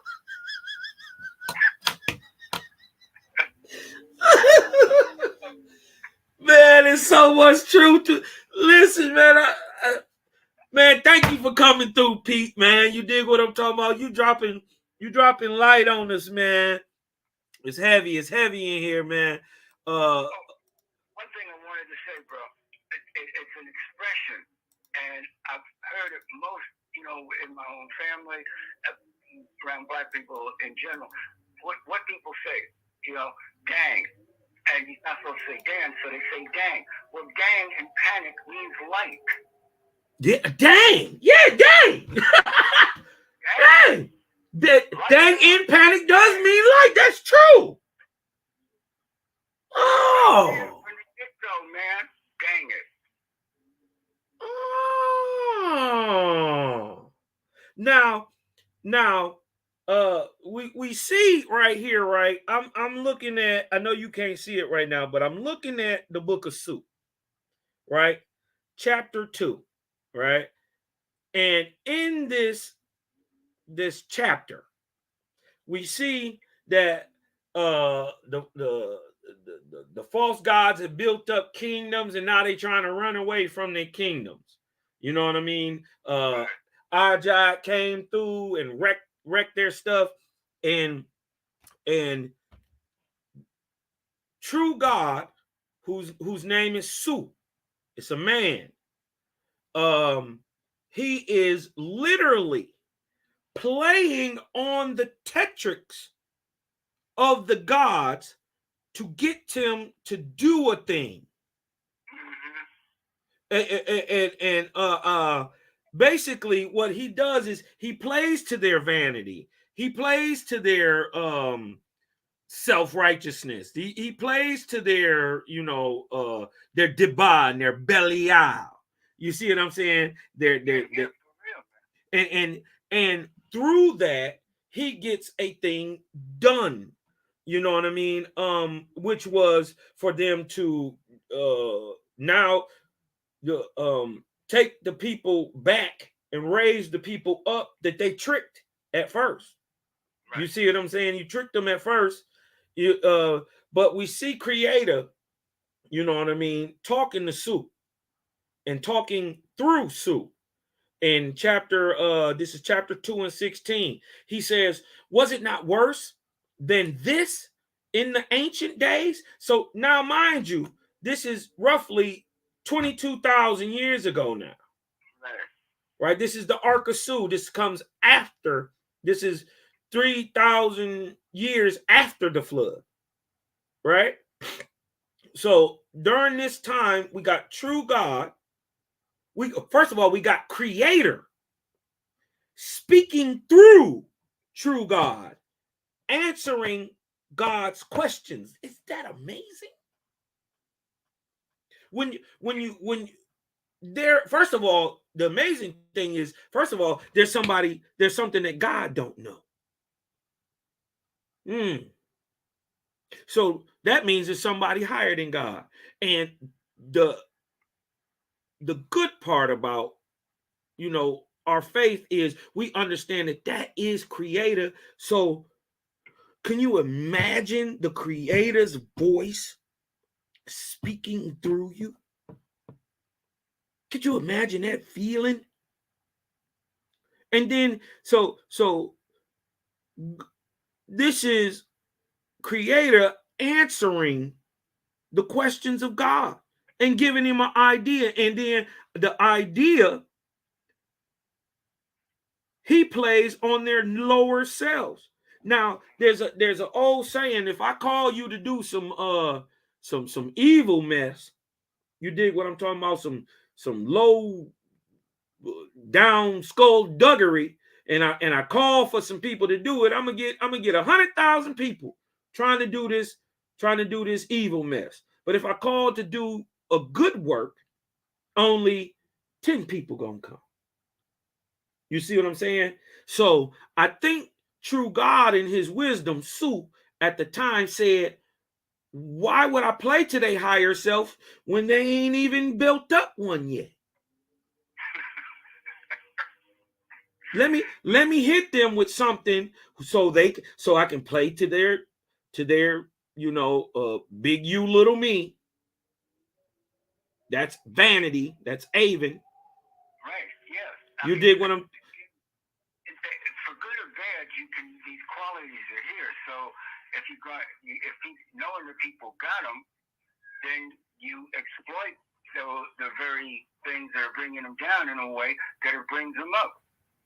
And look what Jehovah say to him. He say, was it not worse than this in the ancient days? So he's saying, it's bad. But what about the early ions and the drugs we had to turn on? What about the first round of Ahuans? He was like, man, these boys was rocks. You know what I'm saying? They wasn't the sharpest knives in the drawer. Now they'll kill you with a dull knife, but they wasn't sharp. They wasn't the sharpest knives in the drawer all the way to time the iron too. You got to remember, virtually they were babies. Right. Cal, in the Simone book, it's like when it's doing the word drug. Drug also means drug, kind of dopey. You know. Mm-hmm. It's like after 20 martinis, you're a drunk, man. You know. You out. Yeah. So. So we gotta, all that stuff's gotta be put in proportion. Also, in the book of S, it points out the God who, gets to be God, or the angel gets to be God in the beginning of Cosmic. It's like really joy. Oh, here we are. We're at Cosmic. No, hey man, we're gonna be pumping, man. Everything going to jam. Creator comes up. Whoa, slow down, my son. Cool it out, because people in the beginning of Cosmic are more selfish than they were in the time of idols and temples. So we got all this accumulated darkness that has, just like I was talking about when we did that cleansing in that institution, that builds up century after century. Yeah, we've had the resurrections, we've had the bridegrooms going off, but the sins, if you will, the darkness of Pan that left in the ether, and the darkness of the Itura darkness in America, when those great Native American Indian civilizations were crumbled. Think about this. In both books, the 81 and the 82 OSB, one of the contests, they talk about men running, holding horses. Yeah, these were massive dudes. Yeah, but think about this. There were no horses, supposedly. No. How destructive was that war before Hiawatha was raised up? And for how long did it go on? Hardly anything of this temple, of those schools, of those libraries are even left. And then you gotta understand, even during the time of the birth of Hiawatha here in America, there was a fall of Ajah circa 40 starting in 4133 BC down to 20 years before the Ark of Speda, so 3973. So for 160 years, the earth was getting fried. And then you come on down to into the Ark of Bond, into Escra.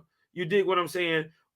The world start getting bombed again, but mostly in the eastern countries. But it wasn't until later, to by my calculations, roughly about 900 AD, to this stuff start getting bombed out over here. But we had civilizations that was so old by that time, they had been buried multiple times. Right, and then you think of what's called Mutz, which is like the Ajay, but it's more. It's like, if you can think of a snowstorm that looks like soot that's coming down and just buried stuff. That's Escra. This is how you bury a pyramid. This is how you make a desert. This is how you make a fossil. They are done. They are not long-term events. This is how sedimentary rock is made. They say it's water, but you can't produce it in scientific experiments. You can't reproduce sedimentary rock in scientific experiments because it takes, one, the substance of the stone, and then it takes heat and massive amounts of pressure. How do you get them all at once? You see what I'm saying? And people are, we so low, we always looking down in the ground, trying to, you dig what I'm saying, trying to find an answer lowly in the dirt. But we never take the time to look up. You know what I mean? Because these destructions didn't come from the earth. They always want a volcanic cataclysm, and you know what I mean? But these are, I'm saying, the Escra started a earthquake. It started a famine. It started a typhoon or whatever you want to call it, where the water comes in and the wave come back. You got to understand, this is heated material 2 times more than volcanic hot, falling a football field or 2 deep on, and it fell 200,000 miles out the dang on sky. Now, on top of that, Cal, that matter is older than the Earth. So even with carbon dating, that may throw that off. And when they sunk Pan, think of the radiant power that would have existed as to even carbon dating. Radiant power of how many ships? You said it the other day. I forgot how many. With all these ships sinking this continent. We worked the math out to 36,750,000,000 pounds of pressure per square inch applied to a continent the size of 4 Africas. That was the what comes out in the math explained in OWASP? 36 billion, 750 million pounds of pressure per square inch. We commonly walk around in about 15 pounds of square inch pressure upon every point of this earth. But they had in Pan a continent that is as big as the Pacific Ring of Fire, which is as big as the Pacific Ring of Fire. Everything, every square inch in the Pacific, think about this, got smashed with 36 billion, not million, billion, 750 million pounds of pressure per square inch everywhere. And they say that was the force it took to shatter a continent. That is amazing. Right. And then how many ships? 25,000 ships? 250,000. Okay. So, and you're much better at the math stuff. So, yeah, and just in a way, that 14 pounds of pressure, in some mathematical understanding, is that we shouldn't even be able to walk upright. Especially not on a flat earth. Yeah. So, I mean, there's all this stuff to take into account. So, yeah, we've had liftoff of people into the spirit world, into the ethereal, but this encouragement is not only, I believe at this point, not only cleanup for mortals, but it is the cleanup, the healing of the planet. It's the going into the very ether where this stuff, these thought forms and memories have lived that also affected the false gods. This is a process, if I'm understanding it correctly, that is going on. So we are here at on the last continent to be fully, like everybody else is brought from everywhere else, in a way that we all got to work the crap out here because we ain't got nowhere else to go. But it's also the place where the beginning of the cleanup work, not just with spirits, but with the atmosphere, because Creator, and I'm still wrestling with it, the Creator is the soul of all souls.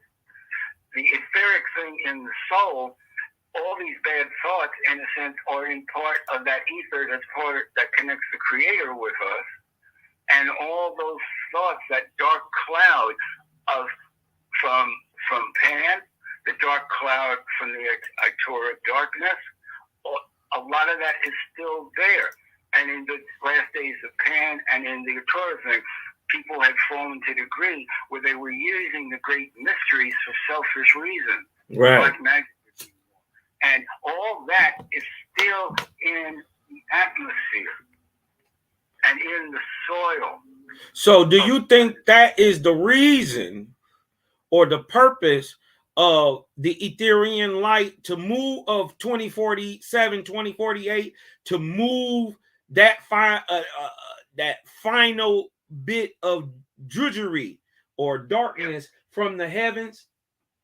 Do you think that's what the this? Well, I think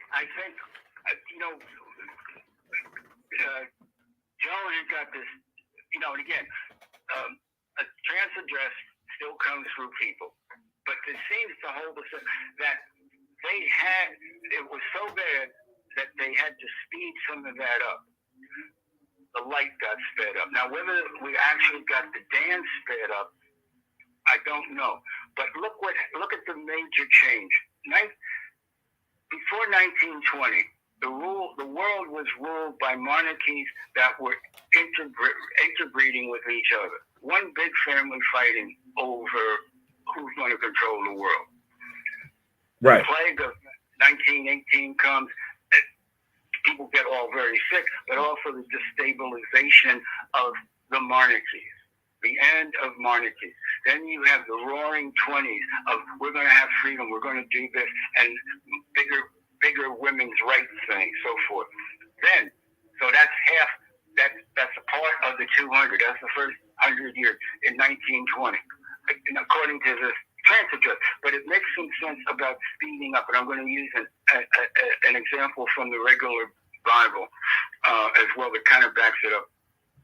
And then we have 2020. And what, if you have your eyesight, what's 2020? Clear seeing. We get another epidemic, pandemic. The create. You ever remember that planet? The day the world stood still. Yep. In essence, the Creator stops the world. We have suffocated the earth. It can't breathe. It yells, I can't breathe. We say, oh, well, man, I can throw my garbage. I do this, whatever. Now, as far as talking about, is it global warming? Is it global colding? Is it this? The point is, we have to do our part. Whatever the cause is getting hotter, it also says it gets hotter, warmer, and people age quicker when a Dan comes.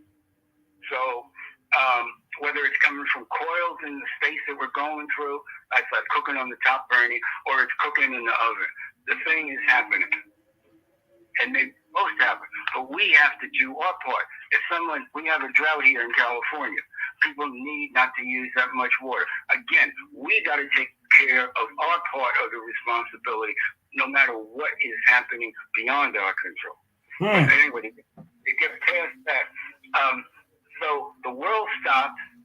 People are dying, calling out what? I can't breathe. George Floyd gets, messed up by the sick old cop, and he can't breathe. The whole world stops from the United States to Australia, crying out against the crime of racial injustice to whoever the people were and whatever in there overall, and to whoever was getting it in whatever continent, like for the Australian or Aboriginal.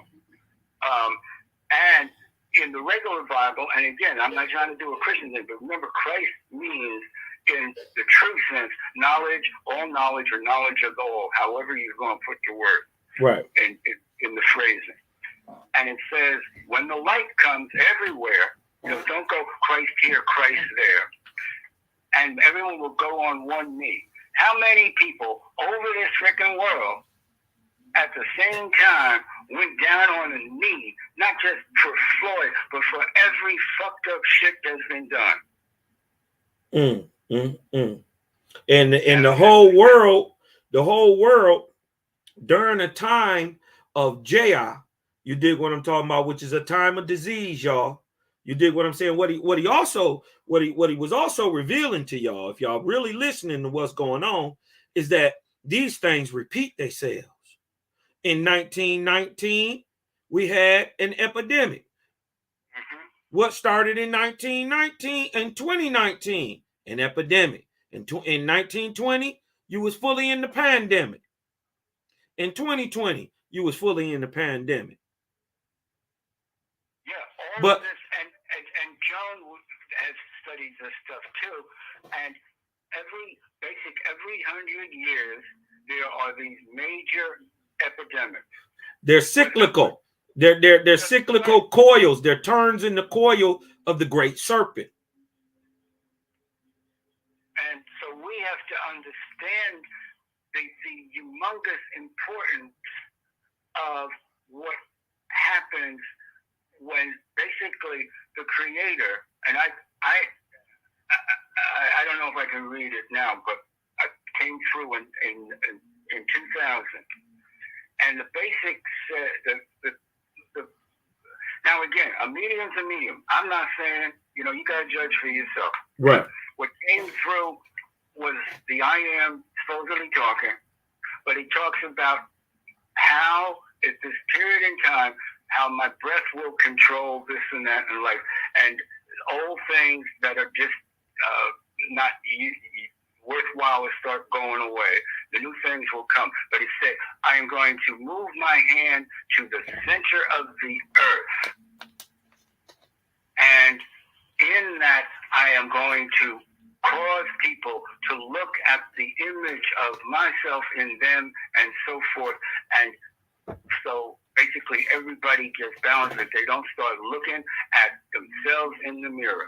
Now, it's funny that you brought that up because I'm in the book of Osiris, chapter 12 and 10. It says, but you shall teach them to fear no spirit, no Lord or God, teaching them that by their own wills they can cast out the tetrachs, which assume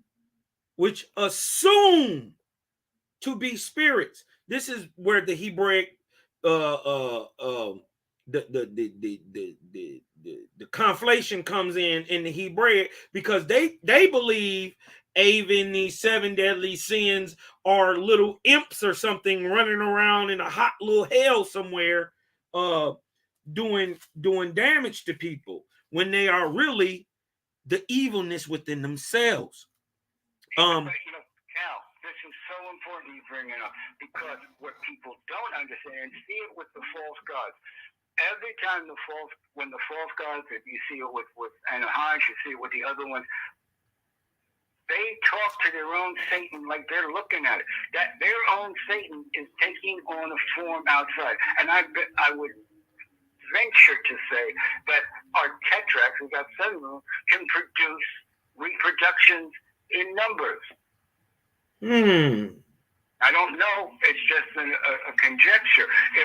If a text, so when Anaheim was, he said, oh, Satan, you're a wise God. He is acknowledging, as he's having a conversation, and it implies, and it does say all through the tetrachs can come and appear as a spirit. Just like spirits can take on any form, it would seem our tetrachs would come as our mother, father, anybody, if they're running one. Yeah, it say it right here. They say, which assume to be spirits. Indeed, you shall inspire them to be gods and goddesses themselves. And by their aspirations, they will become large and powerful and of fearless disposition. This is happening today also. This is cosmon. This is a balancing of spirit and flesh all at the same time. You know what I mean? So that applying that to the tetrachs. Cal, if I can, go ahead. I really do want to get people to understand and Romanius as also something we have to be aware of, because it's sort of like the world's tetrachs, you know? Yeah, I'm looking at it right now. I just went to it. This is the Book of God's Word 11:4. It says Ormazd, who is creator, right? Then created death. Can you hear me, Pete? And Romanius. Yep, he said Ormazd then created death and Romanius, creating him with 7 heads. Now, hold on. It goes on to say, first, vanity. Now, remember, these are in the Vedic. This is in early Vedic. And we're talking about 7 entities that are in self that one must overcome or ride upon, just like he was saying the donkey. So this is Ook, right? Which is vanity. Hold on a minute, Cal. I think we were talking last night about the sound and the vowel and people talking through the throat. And I think it would be really, let's say, we just say, oh, that doesn't have kind of, we go, oh, and feel what's happening to your throat. Oh. Yeah, oh. When you speak from the throat. And feel like strangling, like the boa constrictor. Remember, yeah, you got to remember, a lot of these ancient languages was spoken with the mouth open, but through the back of the throat and the thorax and the chest. It was spoken with the chest and the thorax with the mouth open. So it would be ok. Or you can feel the strangulation in there. Yeah. Anybody want to try it themselves, you will see. And as you go through all these words, go ahead, you'll see. Well, go ahead, Carl. I didn't jump in, but I wanted to really get this understanding of the power of the language or the word and how it says and what it can do to open up or cut off. Then tattling, which is awaw. Then worthlessness, hoshi. Then lying, uksga. Then incurable weaknesses, hesi, like a snake, hesi. Then evil intentions for evil, bauhis. And then the king or the leader, devas, Satan, self. But I want to show real quick. Oh, yeah, that also can be pronounced devious again. Devious. Devious, the deviousness, death. Oh, okay. A and E does sound like E at various sounds. D, V, V standing alone by itself. D, V, us. I never looked at it like that. I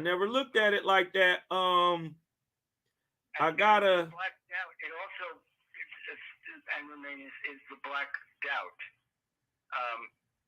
And when we get, we should be skeptical. We should ask questions. We should, whatever one gets themselves, things I get, I have proven to be true. But you shouldn't believe me. And it says even be skeptical, or if Cal, anybody else, to the point, and you don't go running crazy. Oh, that's got to be. No. But I want to show something very telling. Remember, we are talking about the tetrachs, the 7 deadly sins, but in the Vedic, right? Which was passed down through Hindu and Brahmanism today, right?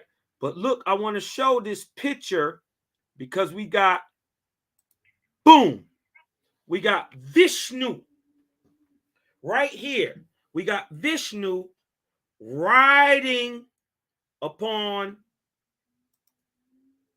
the 7 tetrachs right here. 1, 2, 3, 4, 5, 6, 7. And they are shown as snakes or nagas. You see what I'm saying? Now, these are not nagas. A naga is a person, an equivalent to the Maya, the Oeklopan, or the Tuwa of Africa, or these are the little people. The Naga and the Maya and the Tuwa are the exact same people. These are who would commonly be called the Gautamians, the Hamites, and the Shemitics. But we see Vishnu, the God, riding upon, he is above, he has mastered his 7 snakes or deadly sins. And I want to show this part real quick because it get a little deep right here. Hold on, let me show where we at. Where am I at? Okay, I want to show this. First, vanity. I just wanted to show this part real quick. Is this closest to him? Look, he's definitely looking at these first two. Is this snake Is this naga, this tetrach that he has overcome? Remember, he's riding it. That means he's mastered it, right? Just like the donkey. You dig what I'm talking about? Hold on. Let me get this. Let me go back. This is vanity. What about tattling? Oh wow. And is this oh wow? Because ain't that what you would say when somebody told you something you can hardly believe? Oh, wow. Look at this. Hold on. Let me go back. Is this oh, wow? The second tetrach? Is this Hoji and Uksa? Are these Hosi and Hugsa right here? And could this big one, think about it, the main body, the top head, right? Would that make sense that this is the king and the leader? I'm just showing y'all. Remember, we're talking about in the Vedic. Not later in Brahmanism, not later in Hinduism. This is pre-Abram. Did y'all know Vishnu cleaned up India pre-Abram? Circa 4500 BC, it was Vishnu, the true Vishnu, that conquered the tetrachs, or the bad guys, in India at that time. Look. Y'all put it together. You dig what I'm talking about? Y'all put it together on your own. You know what I mean? But here we go. From the time showing Vishnu conquering his Naga, his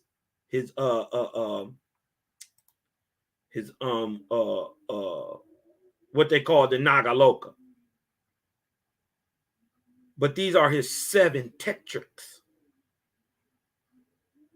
Man, this is dope. This is dope. You dig what I'm talking about? And you know, showing again that man has to do this himself.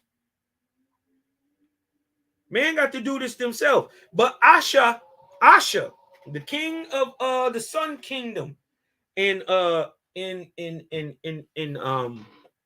ancient Oas, which is today called Susa, he asked Zarathustra.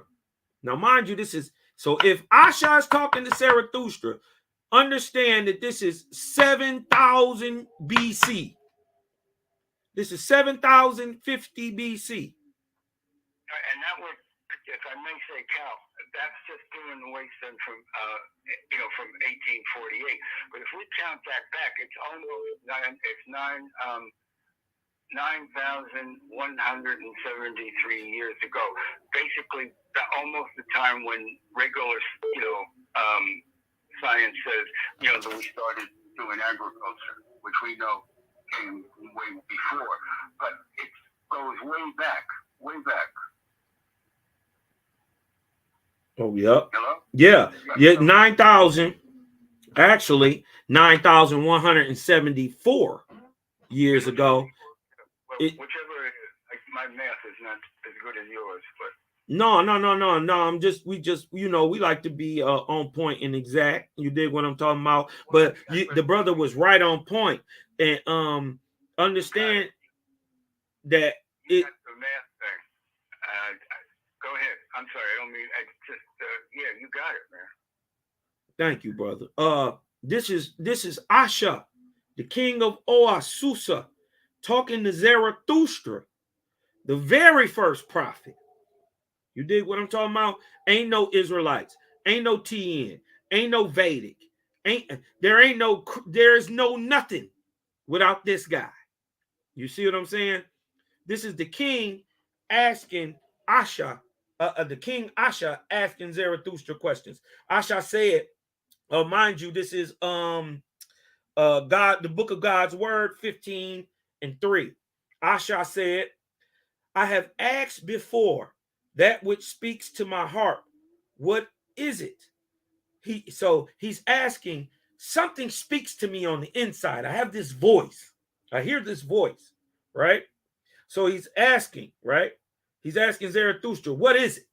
He says, now according to your wisdom, that which speaks to my heart, that which speaks to my heart, that voice, is Ahura Mazda or God?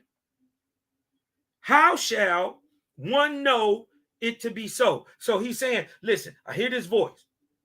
It can tell me good things, it can tell me bad things, it can tell me whatever, right?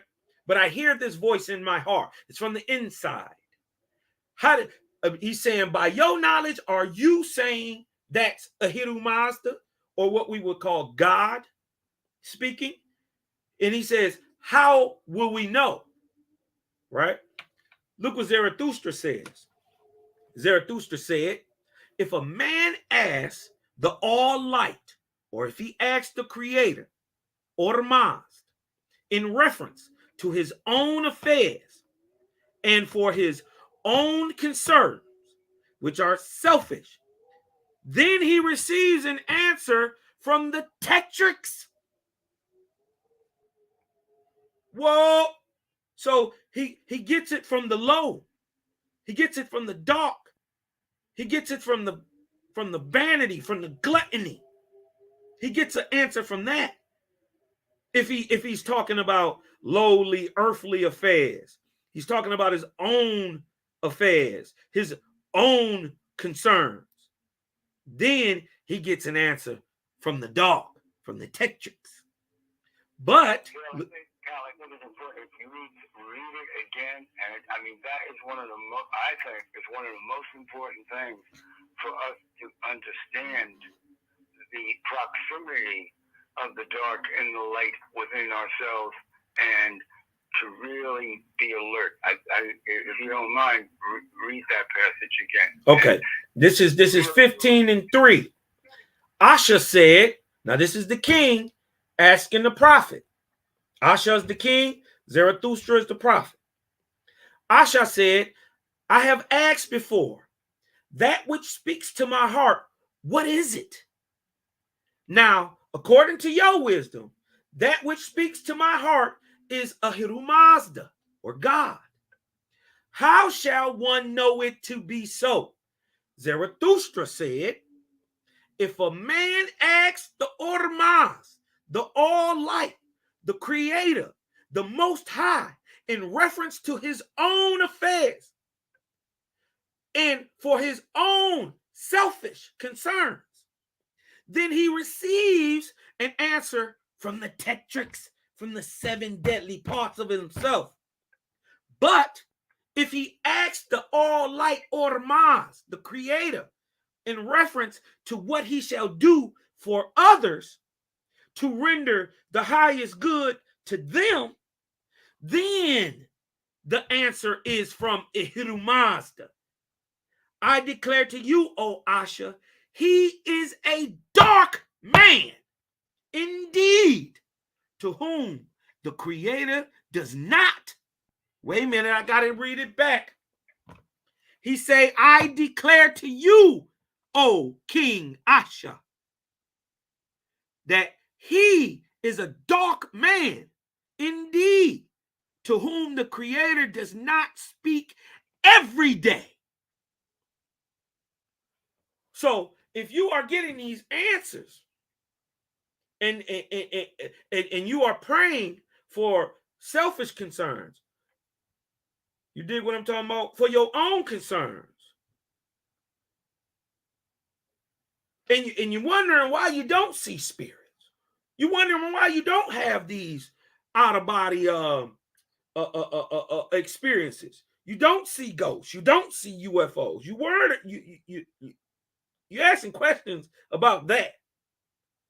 But look what you're asking from the creator. But he said, if you do ask me and you asking to do something good for other people, then I send God to answer you. And if you don't hear me every day, you are one of the darkest. If you don't know Creator's voice, and I mean personally, you are dark.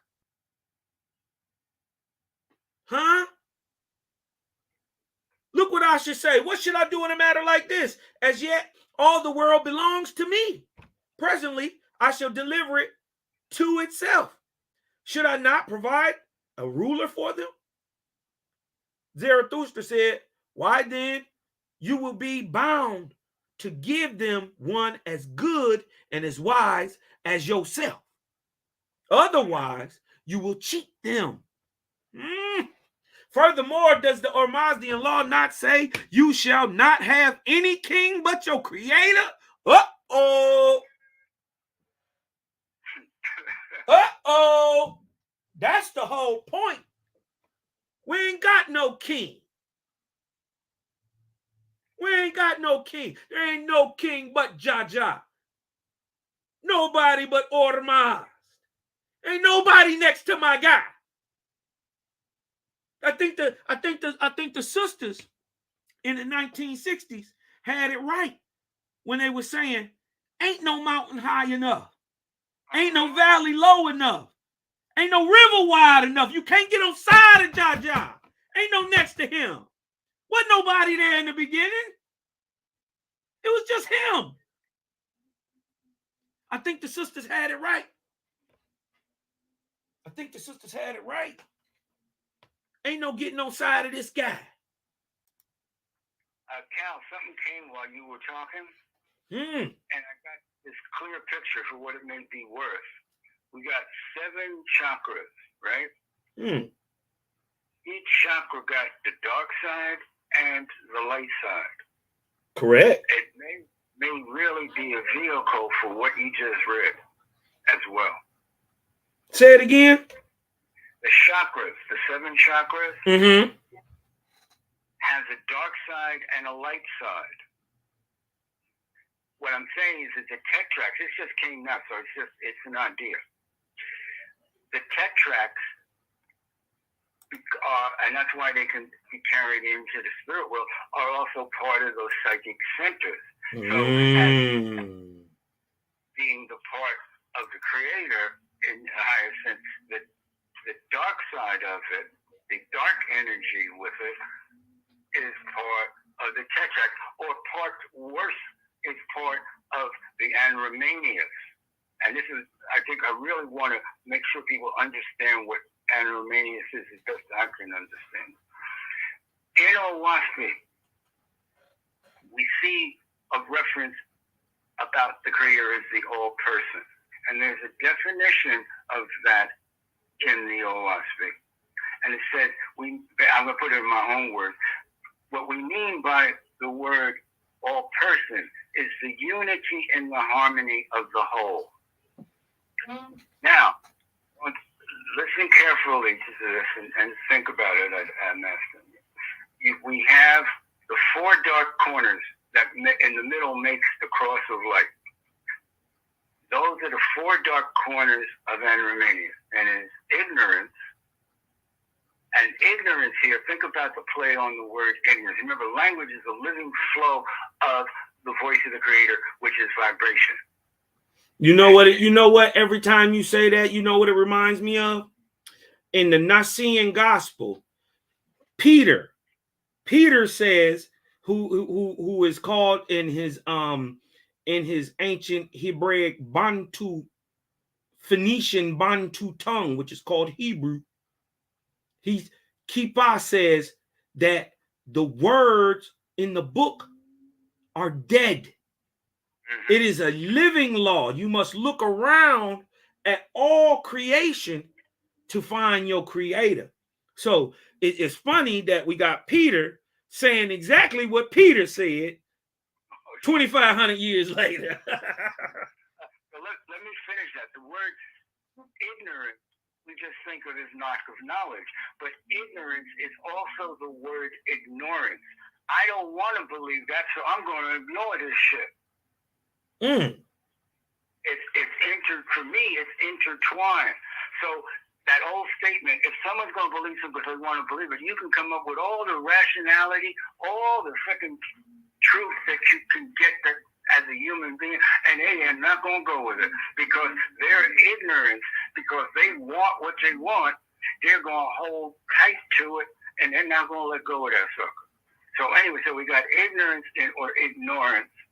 We have selfishness, lust, and anger. Those are the 4 corners. Now, in the same book, the God's the book of God's Word. Cal, you may have it. I can't really find the page, but what it says is Zarathustra is asking Ahura Mazda, or to be more correct in the way he sees the light is speaking. So it's always the Creator speaking, no matter what God is ferrying the word, ferry boating the words to him. So he's asking him, well, was something about Andromanius. The Creator says Andromanius was a person, but is not a person anymore to the righteous and to the good. But he is a person to the evil. In the definition of evil, in the sense of Ormaz, is unripeness. Don't get the whole picture. Not full. Immature. Don't see the consequences. All that kind of stuff.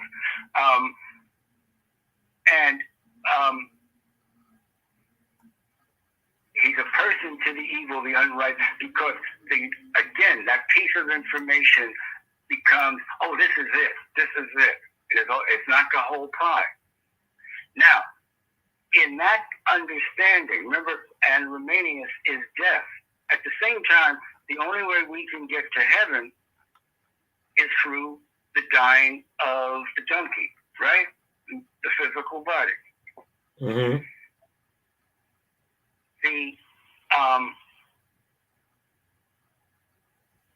So if we have the all-person is the unity and the harmony of the whole, and Romanius as, I would say, the unperson, not an unself, but the unperson. The person is that in us that unifies the totality of all our parts. In this respect. And Romanius is insanity, the unbecoming, the falling apart, the breaking down into pieces, forever taking apart but never putting together. And the only I have seen, the only place that Jehovah himself says is my enemy, though he says he created him, is Andromanius, is the enemy of the Creator. The dissolution, the breakup of the harmony of the whole. Now, for me, it says volumes. It says volumes about mental illness. It says volumes about the I'm the best people. I know they're the best people. The French said the Germans said I'm the best people. I got my half, and I know I'm the top half. I got it together because I'm me. So they don't put it together. We're on a very small, little micro chip in the universe. Correct. There ain't much to it. And going back with Serpenta Armiger, when she was there, and I like I said, I found most of this stuff myself. Look, I don't know the exact page here, but when she says it, Earth was at a place. When I'm saying the world, meaning Earth and the spirit world as well, the bound heavens, was at a place where they were going to be judged by the higher heavens, whether they were going to turn its course, or whether they're going to send Agi, or they were going to dissolve the planet. They decided, because we at that time, my assumption is, but I wasn't there, is that they found that the species, the collective species, had enough spiritual potential to overcome the flesh potential. And in some of the initiations, Ben and I and others who went through in UFK, that was told us that not every planet makes it through Cosmin. It is like that. If you can get 20% to get better, then it kind of starts falling in place. And we may be at a point now in that same thing. We got to look at ourselves individually, collectively, so-called racially, economically, whatever the deal is, and look in and say, are we going to go upward? Or are we going to go down? Are we going to become the unbecoming or keep on coming the becoming more than we are now? Now, speaking exactly to the verse that you was talking about, this is the first book of this is the Lord's fifth book, excuse me, chapter 1 and 3. And it says, the evil voice spoke to the children of men and polluted them, about which the great spirit spoke in the firmament of heaven, saying, to hereto, son of Neph, I bequeath the tribes of Shem forever, for they have withstood and Ramanius. Talking about the evil voice or Satan or death, and things that lead to death. My everlasting enemy. So this is Creator speaking. Now understand that these are opposites. Creator created, these are not necessarily people. Right. You dig what I'm talking about? These are possibilities. And since he is the all person, he must create a possibility for all people, good and bad. Those bad possibilities or things that you can adhere to are anremanius or tetrach. So when he says these are my everlasting enemy, that is because just like light, darkness is the enemy of light. So when you do a bad thing or a thing on the decline, it is of anremanius. So when you do a thing of light or lifting upwards, you dig what I'm talking about? It is of Jehovah. And so they are opposites and hence enemies. Nobody can war or be an enemy of the Creator. You know what I mean? So he's saying it in allegory, but it's true because he's not ducking them. He's saying, I don't do it, but I made it. I ain't ducking nothing. Wasn't no snake telling you to do nothing. That was you telling you to eat an apple. To eat that apple off the tree. That was you sitting in the desert for 40 days talking to yourself, telling yourself not to go down there and bomb this country. Telling yourself not to tempt God. That was Jesus talking to himself. His self is Shaitan. His Shaitan is his greatest adversary. It's him. It's you that do all the bad stuff. Nobody making you go out there and shoot no damn body. You took yourself out there on that corner. You went and bought some bullets. You got a gun and you went and shot somebody.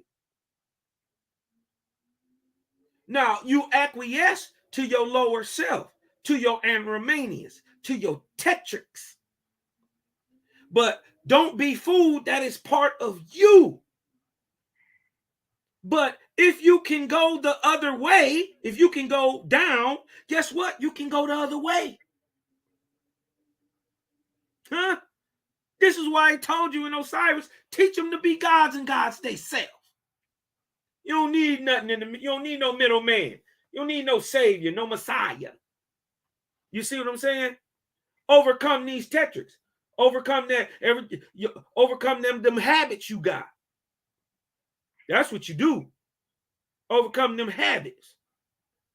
And watch yourself raise up. He says, so hereto became Lord of Shem, and he banished Anremanius down under the earth. Who is under the earth?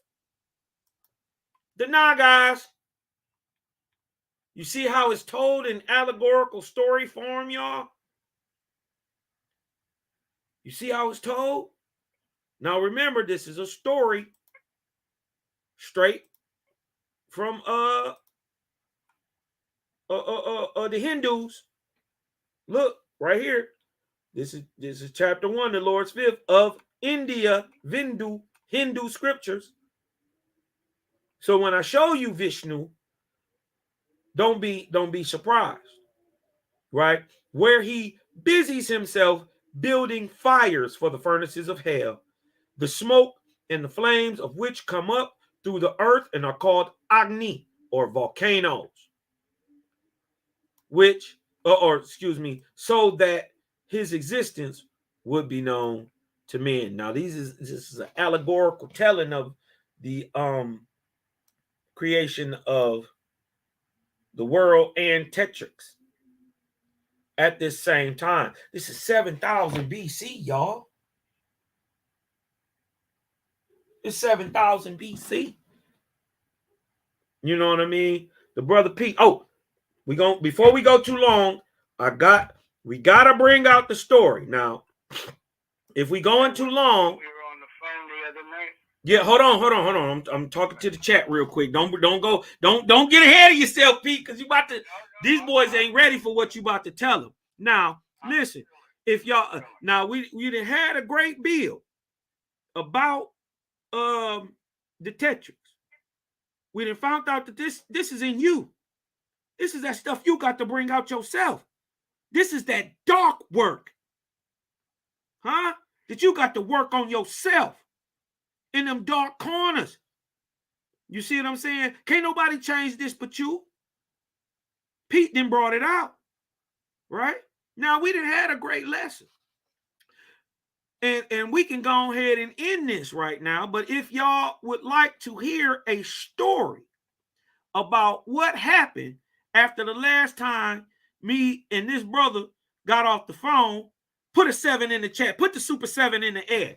You dig what I'm talking about? If y'all, we can go ahead and end it now. I'll let y'all go. I can go ahead and let y'all go. You dig what I'm talking about? That's right. That's right. That's exactly what it's called. That dark work. That's that shadow work, sister. Stephanie Randall, right on point. That's that dark work, that shadow work. You got to work that on yourself. They done put the 7s in the chat. I got to go on and ask it, Pete. Now I'm gonna go ahead and set the context. Now we was talking last time. We was not last time. Time before. We was talking about hold on. I want to set the scene. You dig what I'm talking about? No, lay it out, brother. And we were talking about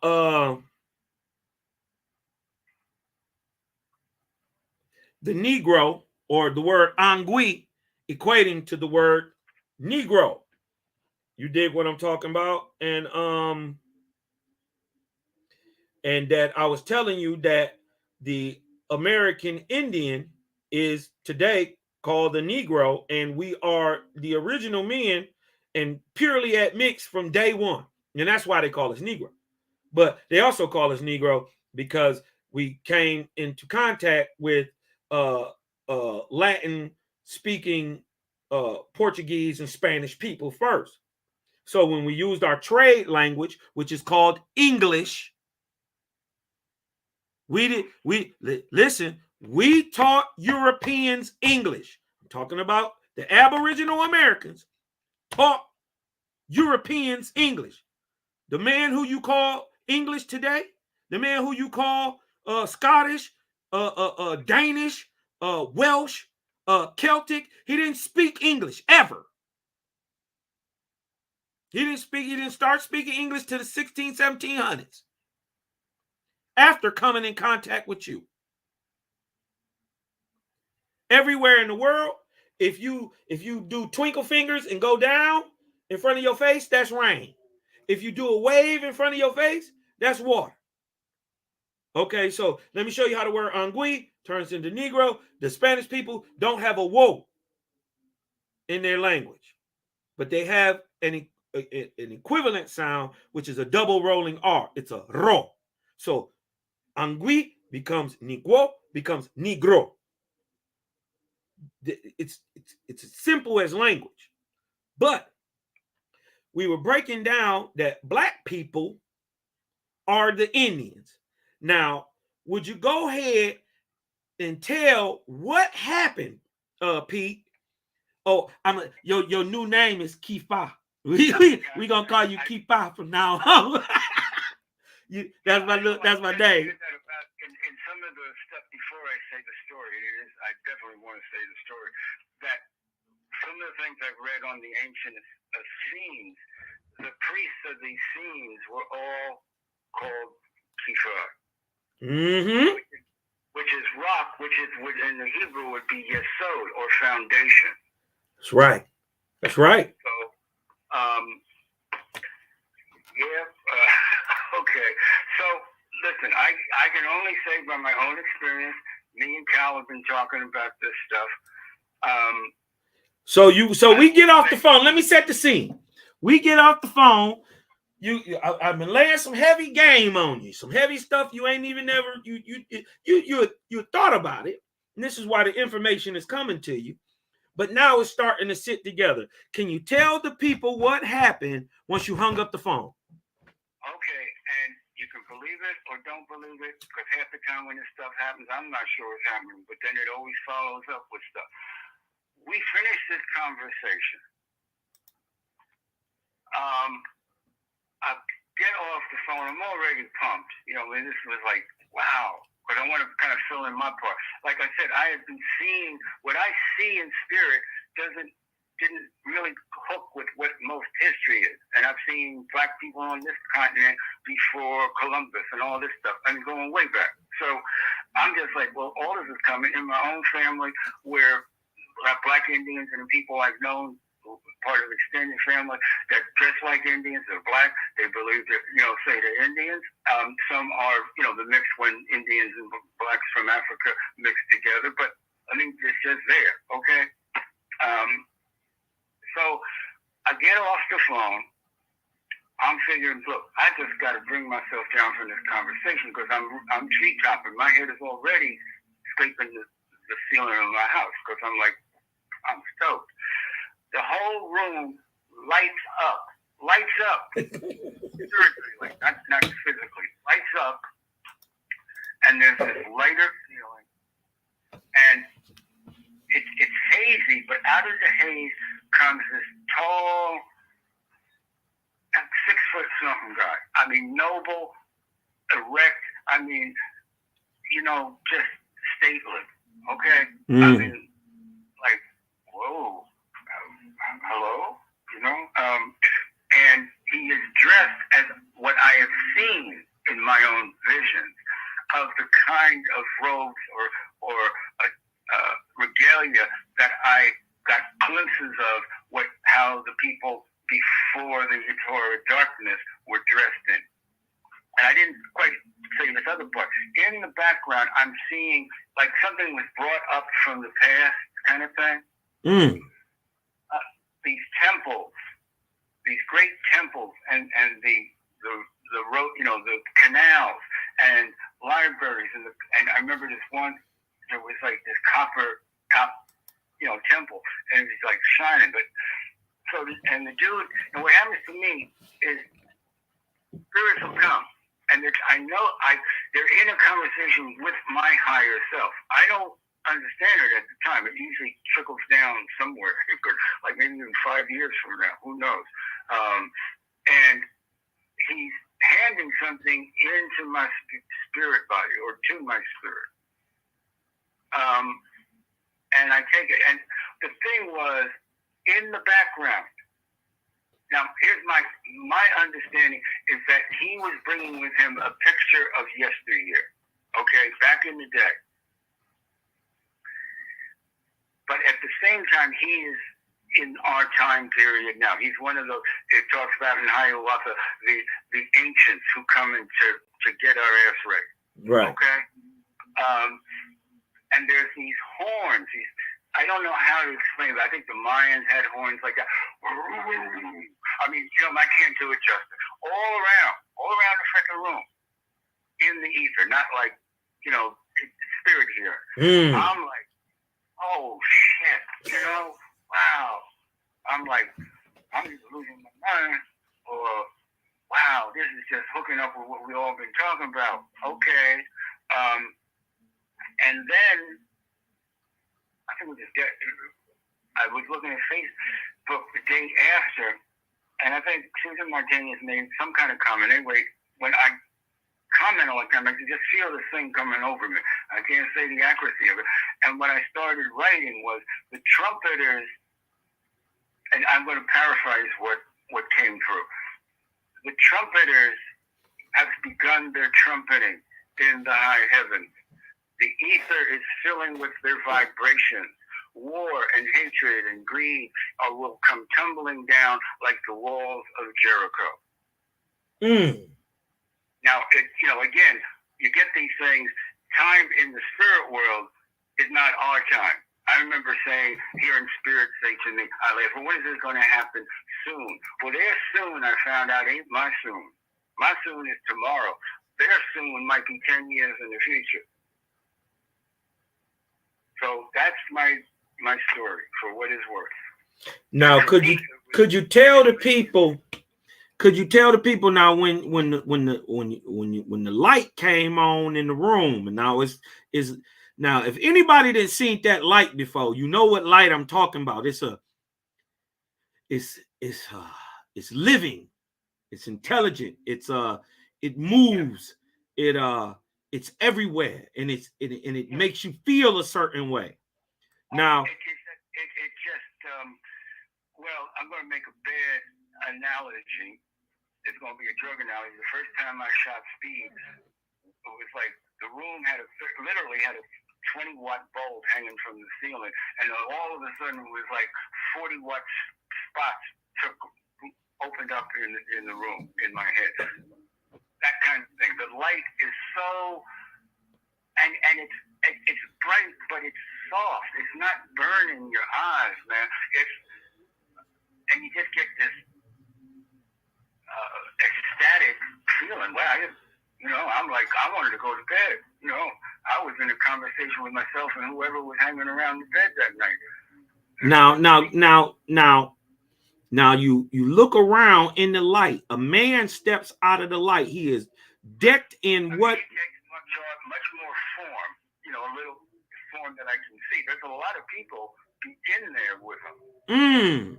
That's important. A lot of the faith is who know why that's important, because Jaja don't do one thing with one angel coming nowhere. He moving teams and groups and armies of angels. Right. That's what I'm talking about. I always look, or have become, had learned to always look to see if I'm feeling other presences in the light. But there is one focal point. That's why a lot of people make the mistake, well, I saw Jesus or I saw Buddha. That's just the angel who's being the focal point for the light, which is the living light of the Creator. Now explain to the people. Now this is an ancient American. This is a Aboriginal. This is an Indian. You dig what I'm talking about? Could you explain to people what he looked like?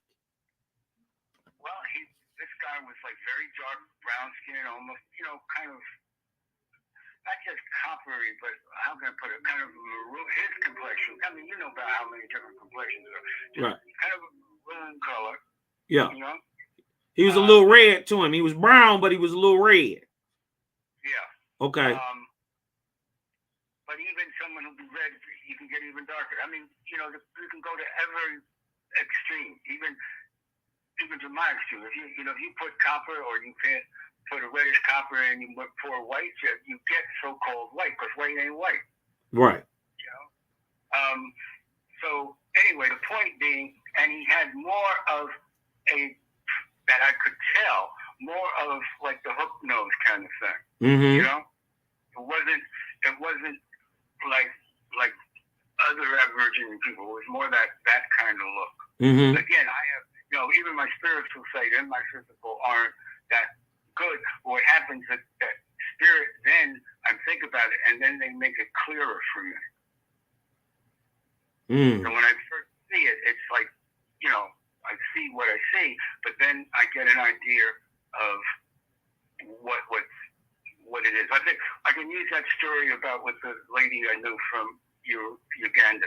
Before I met her, these spirit guides would come to me, dark skin, African looking, and they were talking to there's about 3 or 4 who were talking to my spirit.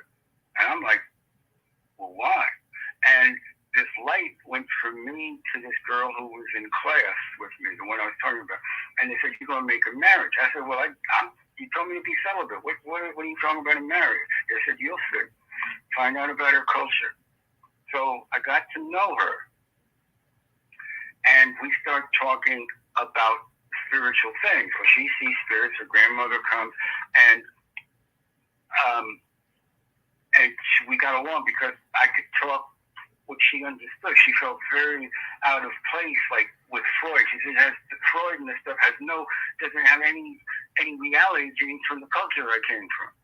So I asked her at one point, I said, what is, in your culture, what does the word marriage mean? And I said, did it just mean you marry somebody, you're not going to have children? She said, no, marriage. Any kind of contract that binds you to someone or makes a peace treaty, that's a marriage. And I realized what they were doing was making a marriage a treaty, but she talked about how they worshiped the Great Spirit originally, the honoring the ancestors, and she was talking this thing about she felt really bad. She didn't know she should really be in this country. She called her uncle, who is an elder in her people, and said, I don't know, I think I made a mistake. I shouldn't have come here. I'm a stranger. The uncle, and remember, an elder, as she put it to me, has nothing to do just with being older. You could be a young elder. It's just stupid people don't get to be elders. I'm just putting it in my tongue. Right. And they can send their spirits while they're in the flesh. And she said, her uncle said, 7 generations ago, you were planned to be where you are. You better stay where you are and learn what you're supposed to learn. Wow. 7 generations? 7 generations. That's important. That's important. If y'all, that's how long it takes to make a Moses. Just so y'all know, that's how long it takes to make a Moses. So listen to this.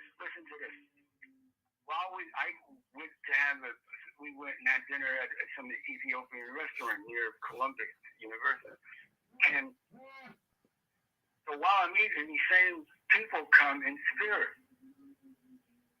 and they show me on the side, right beyond on the temple, on the side of the head, they got a half moon scar.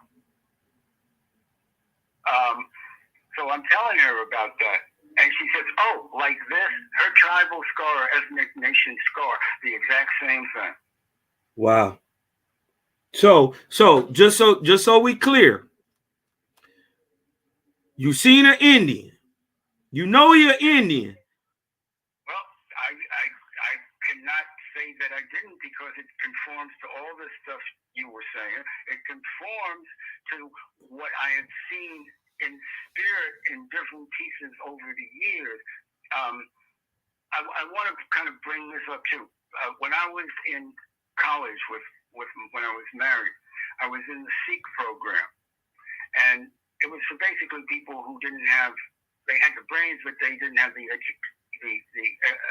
regular stuff to get academically in school. So you had remedial stuff in English, stuff, all the basic stuff, but you took college courses. And Sikh students, for the most part, were Black and Hispanic and, folks like that. And we took the college over. The south part of the college had been nuns that had, so it was Walden. We took it in. We named it Malcolm X University, and we brought about African and African American and minority studies at City College. So from when the time I started studying in 69, taking classes since we got it in place, what I saw, visions that I got, was seeing, and this is all I can say. I'm not saying didn't see Israelites or Jews or people who went to Palestine, but I saw a trek going in before I saw what was written in the West. The Hebrews, Israelites, whatever you want to call it, going westward across Africa. That's what I saw. I can't say it's real. I can't say it's for sure, but I've had it enough times that there's something to it, if I'm reading it right. So to get back to we want you to describe the angel. What does he look like? Describe him to us.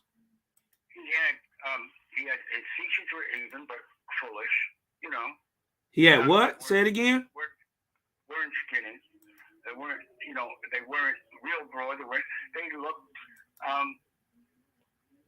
you know, a fuller jawbones than most Caucasians would have, and it was his manner.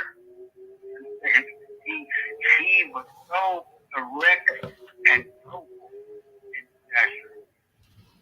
I mean, this was a man. What did his hair look like? It looked like it was kind of wavyish, but that was hard. I was trying to see it, but I think I explained to you too that I had been into the Museum of the American Indian, and there from an ice age, which ice age I don't know, was a small man who at tallest maybe been 4 feet tall, that was found in the ice age here, and his hair looked like an afro. So was his hair black? With my own physical eyes. I'm talking about the spirit though. Was his hair black and wavy? Oh yeah. All righty then. You dig what I'm talking about? I just wanted you to dig off into that. Once you saw this erect man, which gave the air of what the great Indian chiefs would have been, and what you believe his regalia, Indian chief regalia to be, he was wearing. Yeah, the things that I was brought to see earlier periods when I would meditate on those civilizations, when they talked about it in Alaska, the general look of the costuming, the way of dress fit the same kind of thing. I mean, I couldn't see it exact, but you see a certain style of clothes in different parts of the world. You got a general idea of, of flow of it. All I can say, I can't prove it, disprove it. I'm just saying what I perceived spiritually then and at other times. Man. I am not going to try to prove it, even if I want to prove it, because there's no way I can prove it. Time is going to tell. Now, another thing I discussed with Cal was there were times before. Remember, I said when I was growing, I was with my family when we were little, and people who were my mentors. There was always a hint of what Cal's been talking about, but no one was really pushing it. Okay. Mm-hmm. And I would keep on saying, Father, when is this going to happen? There's pieces missing here. And you can see the Australian average. You see this. You can see there were fuller complected people all over the freaking world, and all having similar and what I consider the There's just something and it's I don't care where it is, whether it's Papua New Guinea or not. Do you understand what I'm saying, Cal? Yeah. Okay. Now, whether that's a psychic thing, not a psychic thing, whatever, there's that you're home. You're home, whatever. So, I kept on asking, and what I got over and over was, it's not time yet. Now, at that point, you were born, what, in 78 or something? Yeah, 78. Okay. This was like from, earlier, from before I even went to college. Just, I was seeing stuff. So, guess what? You're here. You guys are here. The younger ones are here. You got born. Peace to the Creator Gang, man. Peace to all the righteous gods and Nirvanian goddesses, man. Creator Gang, you bring them, we raise them. So, again, what Owaski says, corporate can't prove spirit, spirit can't prove corporate. Yeah. And, all I know, I watched events in my own life from childhood into even my drughood, this and that. The visions have all been the same. teaching the same thing, even if when I was totally fucked up. And if it wasn't what they were teaching me, nonviolence, love, no matter what. You think someone's going to kill you? Well, hey, I'd rather be killed by someone I know that I don't know. Okay, I'm not going to lift my hand. Now, verbal fireworks, I'm getting better at not getting into it, But yeah, no. You way too player for that now, man. It's time to sit back and just pass all that knowledge you got on. That's all you got to do. I want to dump it and I want to go home. And my ex-wife, she comes in and visits. In fact, that's part of the story. One of the visions I had between 9 and 10 years old was who I was going to marry. She was a black woman. And I was into Akhenaten and Nefertiti at the time. And actually, she kind of looks like Nefertiti. And it said how long the marriage would be, so forth and so on. And it lasted what it was. And then we would be friends as like sister, brother, raising our kids. And it worked out that way. But the other part was when I was 12 years old, my father and I, we would take day trips. And I was living in New Jersey. And we went to Atlantic City. Now, we got lost in the black section coming out off the beach part. And we stopped and stretched our legs. After I was married and her mother was dying, we were going back to Atlantic City where she was to take care of her mom. Her mom unfortunately died before we got there and we got stuck. But the house that my father and I got out and stretched was her parents' house. It was in a very unique place. Wow. So I don't know. You talk about people don't have arranged marriages. Right. Now, man, I just like to say thanks, Pete, man, for coming through. We're gonna start wrapping it up. But for anybody in the house, do y'all got any questions?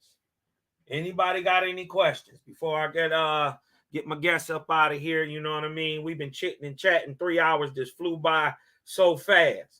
You know what I mean? Any questions, man? Y'all throw them in the chat real quick. And anything about Peter, anything that you would like to say to the crowd, to the Creator Gang, anything you like to bring out, Pete? Well, just like love. Oh yeah, there is one thing. The magnetic hold. You read. I think this is important, and then I will say my goodbye because this has been a long call, but not as long as some of our conversations.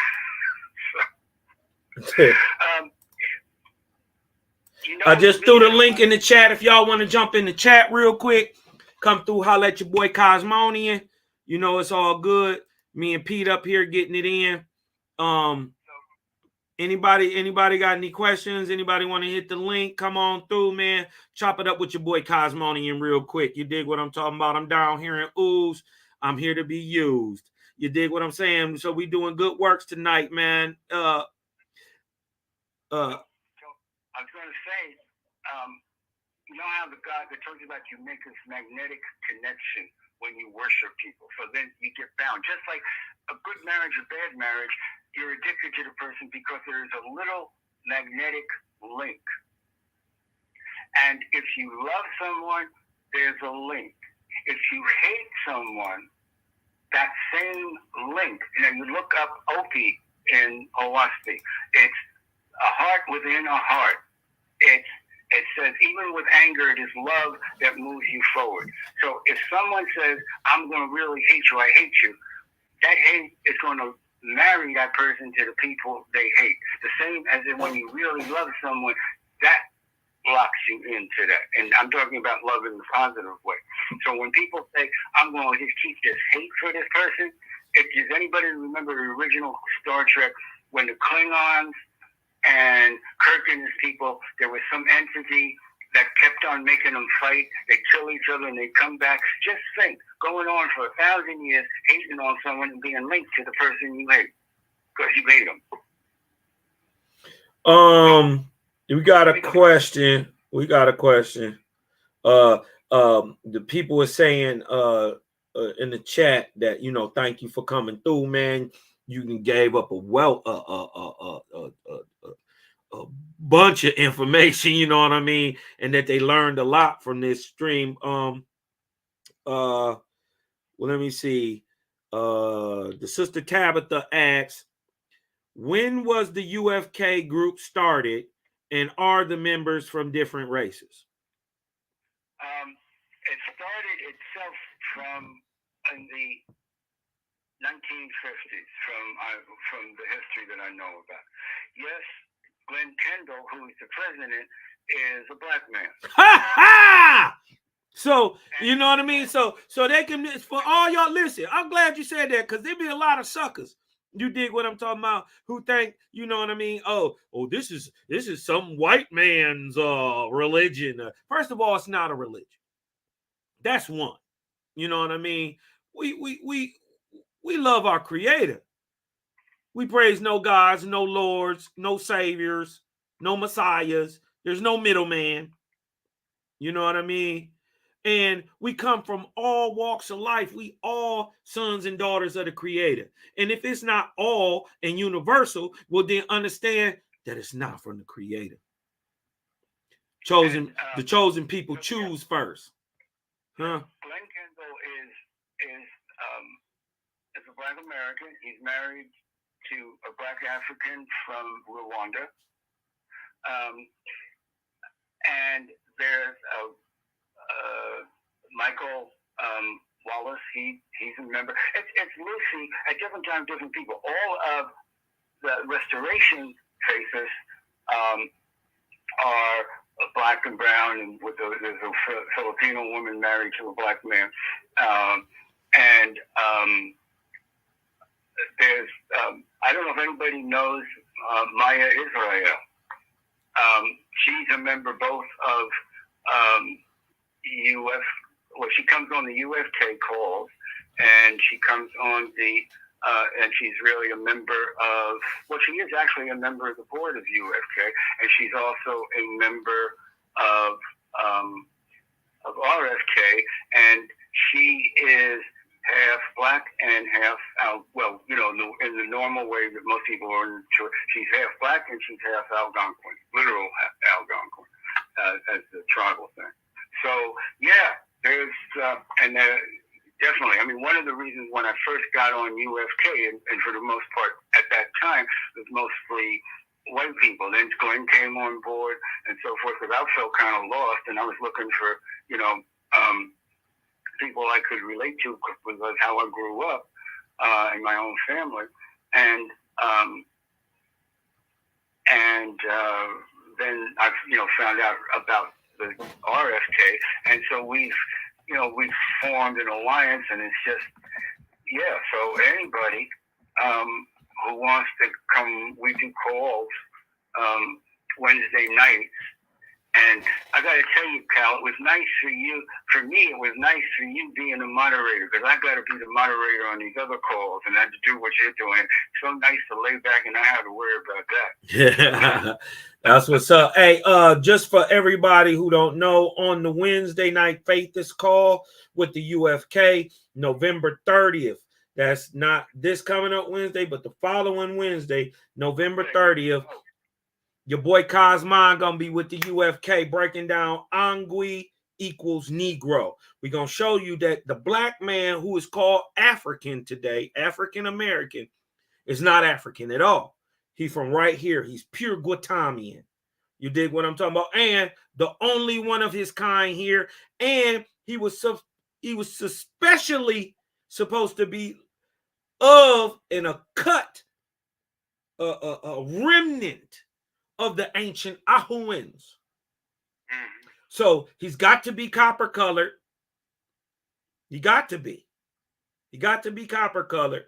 And he got to have long, black, coarse hair. It's only one people like that look in America. That look like that in America. Only one. So, you dig what I'm saying? The brother Selah Shalom, peace to the brother, peace to the God, Selah Shalom. He say, he knows Maya Israel. Yeah, because Maya said that she had, had talked to him on and off different times, and she lives near where he is in Atlanta, and in fact, where my son, who I'm going to for Thanksgiving, he lives in Roswell, not basically the same area, just outside of Atlanta. That's right.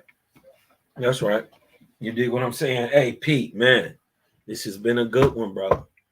This has been a good one. I hope the people got a little edification out there. You dig what I'm talking about? Whether you believe in, first of all, let me get whether you believe in the spirits or not. Just because you don't see them, right, does not mean that they aren't real and they aren't there. If you can't, first of all, seeing spirits, spiritual interaction, is as natural as breathing. It's as natural as seeing. It's as natural as hearing. And if you can't, you should look at if you haven't seen the spirits, if you haven't talked to the Creator, if you haven't seen angels and all these crazy stuff that's going on, that's a problem with you. First things first that you need to do is change your diet. The first law is the dietary law. And with that change, there's a benefit spiritually and physically. You remember, the whole point of OWASP is for you to hear your Creator's voice, conscious, not in a trance, not meditating, not doing anything. You could be walking around. This is what I call the iron mind state. When you are constantly in spiritual interaction. If you can't see spirits, it is because of your own darkness. It is because of your own unripeness. It is nobody's fault but yours that you can't see them. If you change your diet and you start thinking right and doing right by others, and you can just start with the people around you, right, with your family, doing right by others, these things are added to you. Not only is there a spiritual gain because you're gonna already be prepped for the spiritual diet in the spiritual life. You dig what I'm talking about? But it breeds a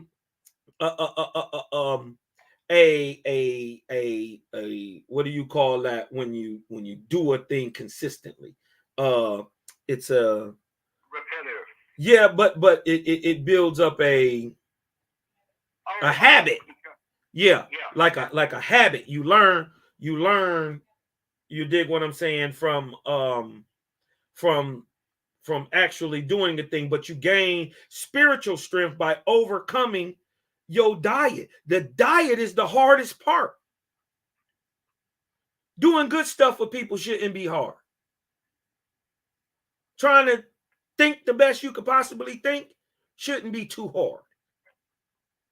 But changing that diet, woo-wee, that's the hard part. But you've built up intestinal or spiritual fortitude by overcoming your passion and your lower earthly self, which loved at me. It loves it. By doing that, there is a spiritual attainment, because that's higher you can reach and go into a level that as soon as you die, you'll go to a higher level. But also in the physical, it allows you to see spirits. That's the benefit. Jaja don't do nothing without no benefit. And if you don't do it, it's not like it won't happen. You dig what I'm saying? It won't. Hamburgers is not going to stop Jaja love. But because you haven't gained that spiritual fortitude, you're going to be held back. You got to learn how to get off that meat in spirit now. Instead of doing that here on earth. So if you can't see spirits, if you haven't, you dig what I'm talking about, interacted with the spirits, it's your fault. It's because you a dirty, stinking motherfucker on the inside. Clean your insides out. Eat some fruit. Drink some water. Herbs and nuts and berries and stuff. Stop being a carnivorous man of contention and be a herbivorous man of peace. And guess what? You'll be able to see the angels too. You won't think it's spooky. Huh? You can be smart and intelligent and be smart and intelligent spiritually. There ain't nothing you can tell a man that didn't see the spirit. It changed you. Because you don't believe that they there. You don't not believe that they there. You know that they there. It changes you. This is why we speak with authority, because we know what we talking about. I just wanted to get a whole nother point of view from my brother Pete. My brother Keepa coming through with the fire. Now y'all get that Nazarene text and look up Keepa. He gonna tell you exactly what he just said. That the words in the book is dead.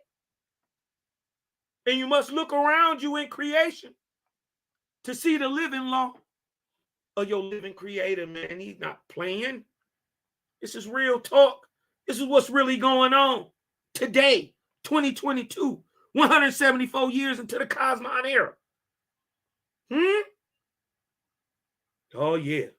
They done got Cosmon started.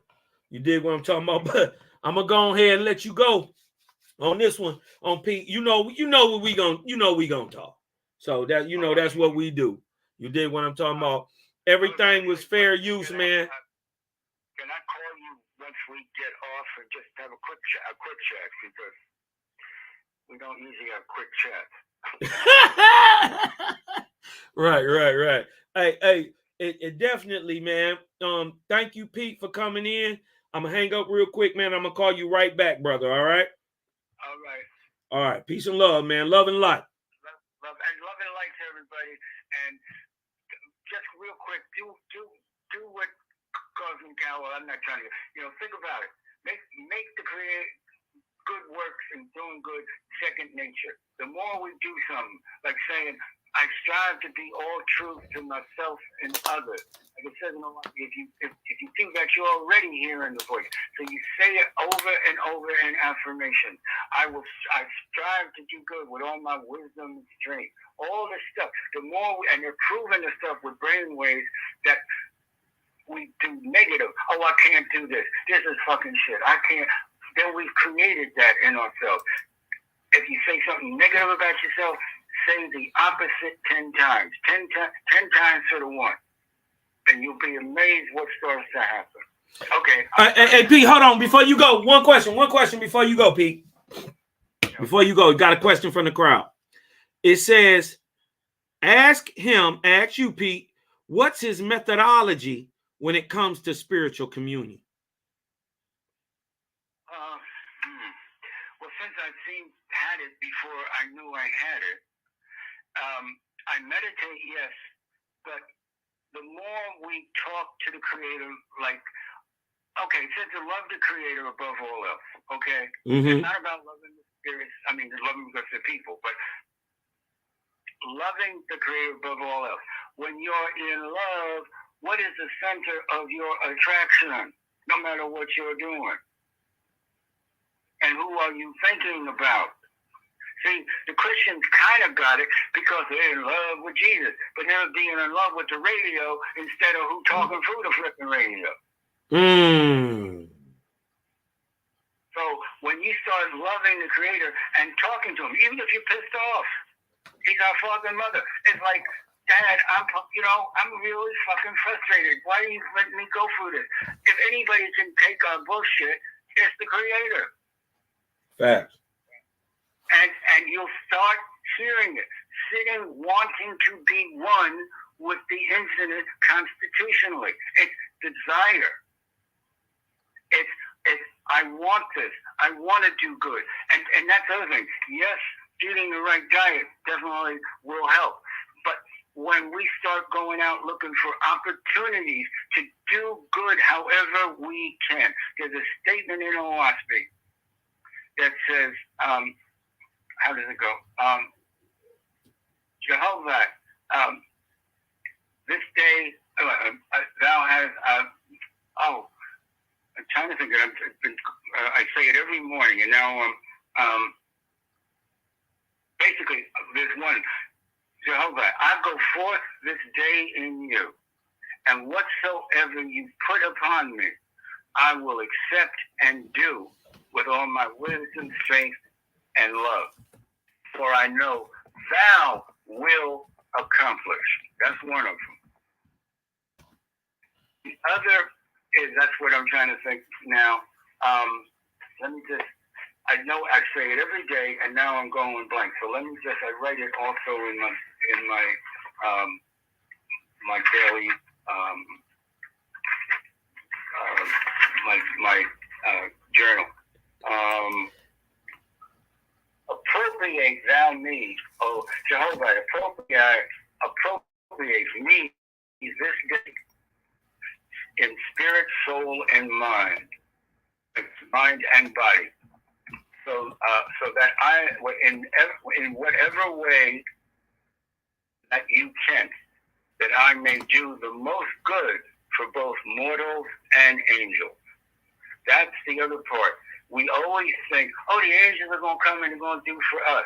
But we are setting examples for those drudges on the earth. And every time we do good, we help them. And we also get some, I believe, from my understanding, who are attached to us, and maybe relatives who can't go for it, that our behavior is helping them get free. They get attracted to the light, and then what we think, what we feel, what we do, it is a back and forth. They help us, we help them.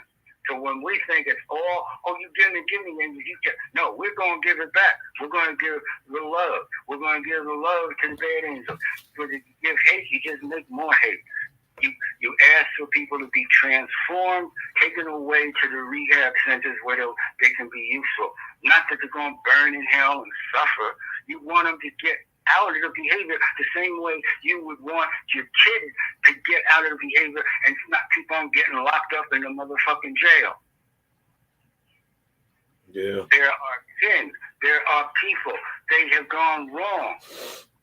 And we can send them the love and the kindness. You know, Bishop Tutu from South Africa wrote this thing about forgiveness, which is really excellent. And I'm sorry, Kat, but I think this would really be important. And it held with something that Spirit had brought to me. Forgiveness does not mean, oh, let's just hug. Forgiveness means I'm not holding it against your soul. The act may not be forgivable. Killing the person is not forgivable, but forgiving the person who did it is. So hate the sin, love the sinner. It's hard, but it's like everything else we're talking about. It takes practice. The gravity, using the old thing, or the vortex, is inward and downward. It's easy to fall down the mountain than to climb it. So there's the pull of the vortexian current down to solidify into matter is pulling us into the darkness. So we have to work harder to go up the hill, because it don't take nothing to fall down the freaking hill. And these are the things. Personal effort, exertion in anything. You want to build up your muscles, you go to the gym. You want to build up your spirit, you build up your spirit by doing spiritual things. Spiritual strength, growth in spirit is wisdom, building up wisdom, truth. Oh God, I can't think of all of the good stuff. Love, truth, patience. wisdom. Yeah, you know what I mean. Yeah. So it's important. What is in that we help build what the world around us is. We help build, as it says in some parts of the OSB, the angels are building up the all person of heaven. They're still perfecting their personhood as a group. So we got to build up the person, or the old person of humanity, by sending out good stuff, even if we're getting bad stuff. And that doesn't mean to be a doormat, but it does mean to be understanding and returning good for evil. And it's not easy. I remember I saw this thing where they got this cop was beating up this young black woman who was a teacher in Texas, at about the same age as my second oldest granddaughter, who was also a teacher at the same time. And my reaction was, I'm jumping up. Well, I'm going to kill them motherfucker. And I said, Peter, yeah, that's a big dude. You're doing that, and we're going to feel that. But if we go with it, we join it. But you overcame your tetrach, which is anger at that point. Right. You dig what I'm talking about? The destroying evil. Rah. You dig what I'm saying? You overcame it, man. That's the beauty of it, man. You know what I mean? But hey, I'm gonna call you right back, bro. Thank you for coming in. Any last words? Just thank you so much for asking. Definitely, people are welcome. We can find out from Cal. We set it up. You can find out what we're talking about on the UFK, and come. Put your input. We want the input. We want people. We got to come together and find out ways to do good works, because you can talk forever, right? And it don't change diddly squat. That's right. And even if it's opening the door for an old lady, just I'm sorry, but I've seen myself do it with people. A group of us is talking about doing good stuff, and a little old lady walks by with shopping bags. Not one of us turn around and say, "Can we help you?" We're so talking about how we're going to fix the world. Opportunity isn't got to be big. It's every opportunity. You don't feel like smiling, you smile. Someone will smile because you made them feel good by smiling. Facts. So that's Peter Hartgens from the United Faith is a Cosmon. Y'all can go on to Facebook. You dig what I'm talking about? The United Faith is a Cosmon. Check the group out on Facebook. They also have a the web address is universalsoffaithist.org. And to also say, we did put ourselves up as a religion because it works for benefits. But also, this is one thing, Sal, it's true, which is it isn't a religion. But I found 3 definitions of religion. One fits what we say, like what you said with religion. The second definition of a religion is a particular practice or system of faith of worship. And the other one is a pursuit or interest to which one subscribes of a supreme importance. So in the sense, a philosophy that wants to do good is a religion in the higher sense. But religions in the way of organizing and tell you this is so. No, we're not that. Because you think for yourself. Because if it doesn't appeal to you, don't come. Right. You're not going to go to hell. Right. You're not going to be punished. I know atheists who are true, and it says in philosophy, the term chosen in different words can apply to someone who doesn't believe in the Creator, but lives every day in their belief, and they believe in the Creator because they believe in life, and EOI is boundless life and doing good and not hurting people. Right. They're my favorite people. You ain't even got to believe in the Creator, but you actually doing good works just naturally to do them. You my type of people. You dig what I'm talking about? Whether you believe, whatever you believe. Punishment. It's not about reward. It's about doing it because it's the right thing to do. It's like Hog, the youngest son of Brahma, that he couldn't see all that stuff. He loved his parents, but he said, you're a little crazy. You're seeing stuff. It's because you want this to be. And it was just at the last, near the end of Brahma, that suddenly he started seeing it. But he by his own nature, was self-sacrificing right and left. Exactly. You dig what I'm talking about? He was doing the right thing regardless. You dig what I'm talking about? But he was doing the right thing because of what's around him. He was acting like his surroundings. You dig what I'm talking about? Showing that the tetrachs still apply. So it was a great lesson today. Thank you for coming through, Pete.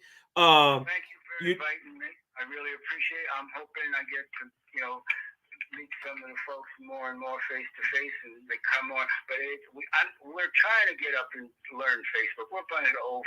Yeah, but don't worry about that, man. You ain't got to know it. They know it. So the chat, y'all go to the UnitedFaithesOfCosmon.org. Universal. Oh, Universal. Excuse me, my bad. UniversalFaithesOfCosmon.org. And we're still trying. We're small, so we're still trying to put this stuff together. That's what it do. Come aboard. You might find stuff that's interesting, histories and so forth. Again, everybody may not agree on everything that's happening. We're unpacking in Cosmin a whole bunch of stuff that's been hidden. And as long as we're all trying to find the truth for the sake of the truth, the Creator, and raising the planet up, we're all going to get to the same place. That's right, man. And the difference is we can't get in the way. We got to just say, look, this could be. Let's see. I saw with my own vision what Cal's talking about. I can't prove it, but it backs up shit that I got before. So what am I supposed to do? But the darkness and the insanity in the world has hidden shit. And now it's coming out. It's coming out, yeah. So that's Universal Faithess of Cosmon. That's the UFK. Universal Faithess of Cosmon.org. .org, not .com, .org. All right, thanks, Pete, man, for coming through. I'll call you in a little bit, bro. All right, bye. Peace.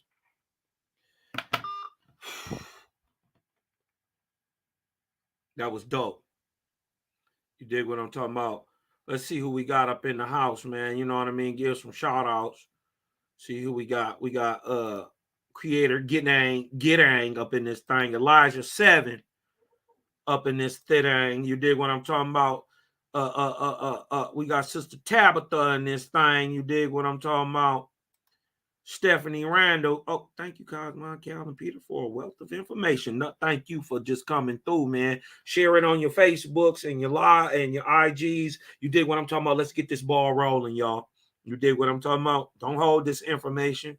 Share it. You dig what I'm talking about? My big sister better than your big sister. Sister Ahuba in the house.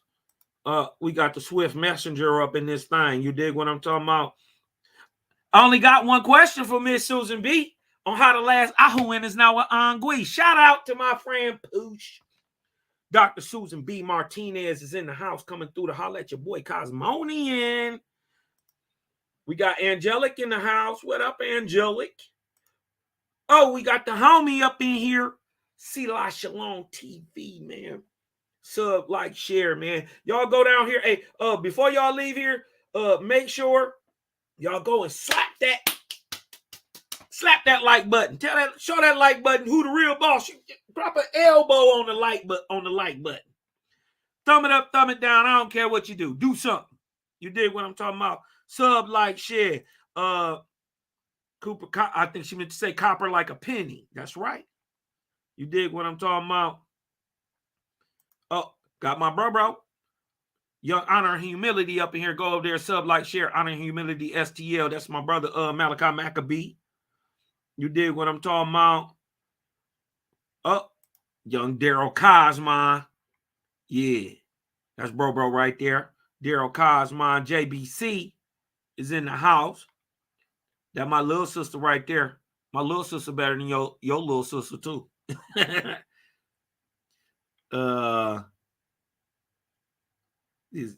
Elijah 7 say, peace and blessings to Brother Peter. Thank you for the enlightening build.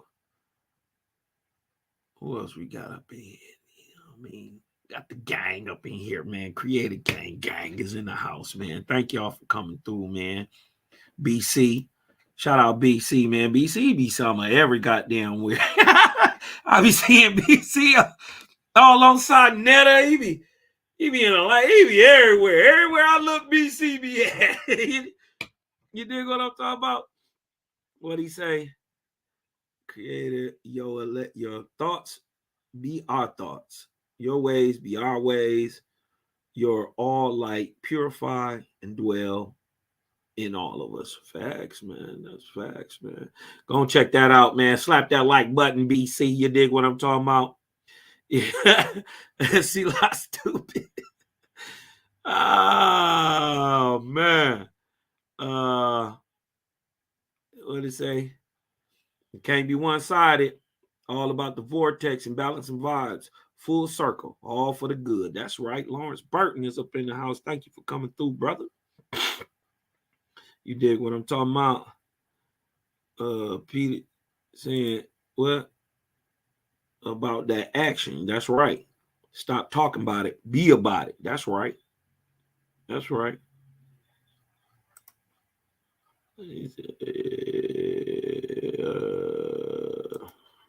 Said I was talking to my wife about earlier about needing more work, good deeds, man. Hey, man, just go do what you can, brother. Creating, I even asking you to do more than what you can do, but sometimes you got to slow down. Like he said, you know, we'll see the old lady, you know, we talking about doing good works, but right behind us is an old lady with a bag full of stuff that you could be carrying to the car, man. It's the small things, man. And you know, start with the people around you, man. Love on them people that's around you, man. You know. Who else all up in here? Sister Tikva in the house. All praise to the Creator. That's right. That's right. That's right. Smoke in the city. That's right. Global Purpose in the house. You dig what I'm talking about? Yeah, man. This was a dope bill, man. This was the tetrachs. This is number 40. I think I'm gonna do just a free build next time. You know what I mean? Let y'all come through, answer questions. Come on live. You dig what I'm talking about? I know I'll be dropping a lot of information. You dig what I'm talking about all at once, and you know what I mean. But so I'm gonna start shortening the messages. You know what I mean? I'm gonna just drive home one thing. You dig what I'm talking about? So we can you know, we can come through and build. You dig what I'm talking about with my brothers and sisters? You dig what I'm saying? Because what I find is y'all look at things different than how I look at them, and y'all give me a whole different point of view, which is valid. You see what I'm saying? And man, this is dope, man. This whole journey, man. This whole coming back to the creator, man. I was in fear. I was scared. Thought my chestnuts was gonna be roasting on an open fire. My body was toe up. I was eating. I was terrible, bro. It ain't the book. It's Jaja's the information in the book, man. Y'all come on in, man. If you ain't watch it, go back and catch it, man. The boy Pete dropped some light. As y'all see, he asking the question to Jaja. Jaja sent me to him to answer his questions. And then as soon as we get done talking, a giant Indian come up in this nigga room. A big old tall Indian. He a black man with the James Evans nose. He got the kind of the hook on it with the point. It's like the James Evans nose. They call that a Roman nose. No, that's a nigger nose. A black man. Huh? Told him now it's time. Algonquin. Ecoquim. Huh? Ecoquim means Negro. It's only one Negro in America. Only one. And he only from North America. Few of them in the islands. But he from here. You dig what I'm talking about? Man, it's a whole paradigm shift coming, man. And y'all better wake up, man. Well, you know, your boy Cosmoni, and I'm about to throw my moon boots back on. Throw my goggles on. You dig what I'm talking about? I done gassed up the Atavacid. You dig what I'm talking about? I'm about to head out and go holler at Cynthia Armage. You dig what I'm talking about? About to go holler at Cynthia Armage, see what she doing tonight. You dig what I'm talking about? I'm about to go, you know what I mean? That's, oh, wait a minute. That's Shay Seavey calling me right there. You dig what I'm talking about? But hey, man, love and light. And as always, man, breathe in, let the light in, because I'm Cosmon, and I am out.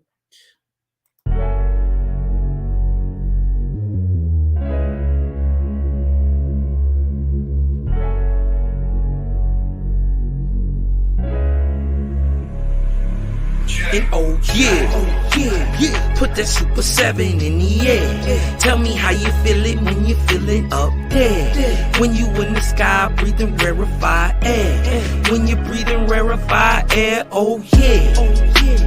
Put that Super 7 in the air. Tell me how you feeling when you feel it up there. When you in the sky breathing rarefied air. When you're breathing rarefied air, oh, it's that Japheth, that Chow Mein, that Papa Bull, that Tao Mein, since sunset in the arc of Wayne. My brain moving like Tao Sang, so as above, it's so below. That up and that down thing, this flow is atmospheric. I call that a ground game. See, water is knowledge, so if I'm teaching, you're learning. So how your God make a sun without vortexing and current? See, the pattern is ponic, I'm reaching out for my people. Oh, watch me flow through your speakers, you feel the force of the ethers. And when the force gets the equal, I'm taking off like an eagle. Police popped the pastor yesterday for pushing put equal. My DNA is Moshe.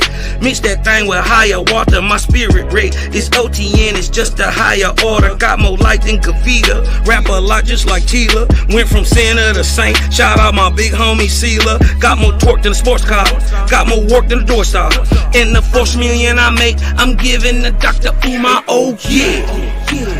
Put that Super 7 in the air. Tell me how you feel it when you're feeling up there. When you in the sky breathing rarefied air. When you're breathing rarefied air, oh yeah. Put that Super 7 in the air. Tell me how you feeling when you feel it up there. When you in the sky breathing rarefied air. When you're breathing rarefied air, oh yeah. Super 7 in my rites and ceremonies. I'm married to Jehovah, holy matrimony. Confucius say, in the words of Caillou, before you hit the tomb, be a bridegroom. Only got one question for Miss Susan B. On how to last Ahuin is now a Angui. Blame my inspiration, I'm just thinking thoughts. But in the way of God's, we gon' keep it short. Why Jesus wanna kill me, Matthew 10:34. Just a couple questions that I'm needing to know. Oh, watch me flow, it's so potent. Set the vortex in motion. Super 7, I'm floating across the Aegean Ocean. Oh, you a Muslim now, so I guess you making salat. Well, I'm an Israelite, I'ma make him at the Shabbat. Got Moses on the bumper, super slap off in my spaceship photosphere. So I stay lit, peace and light to the faith is so yeah. Put that Super 7 in the air. Tell me how you feeling when you're feeling up there. When you in the sky breathing rarefied air. When you're breathing rarefied air, oh yeah. Put that Super 7 in the air. Tell me how you feeling when you feel it up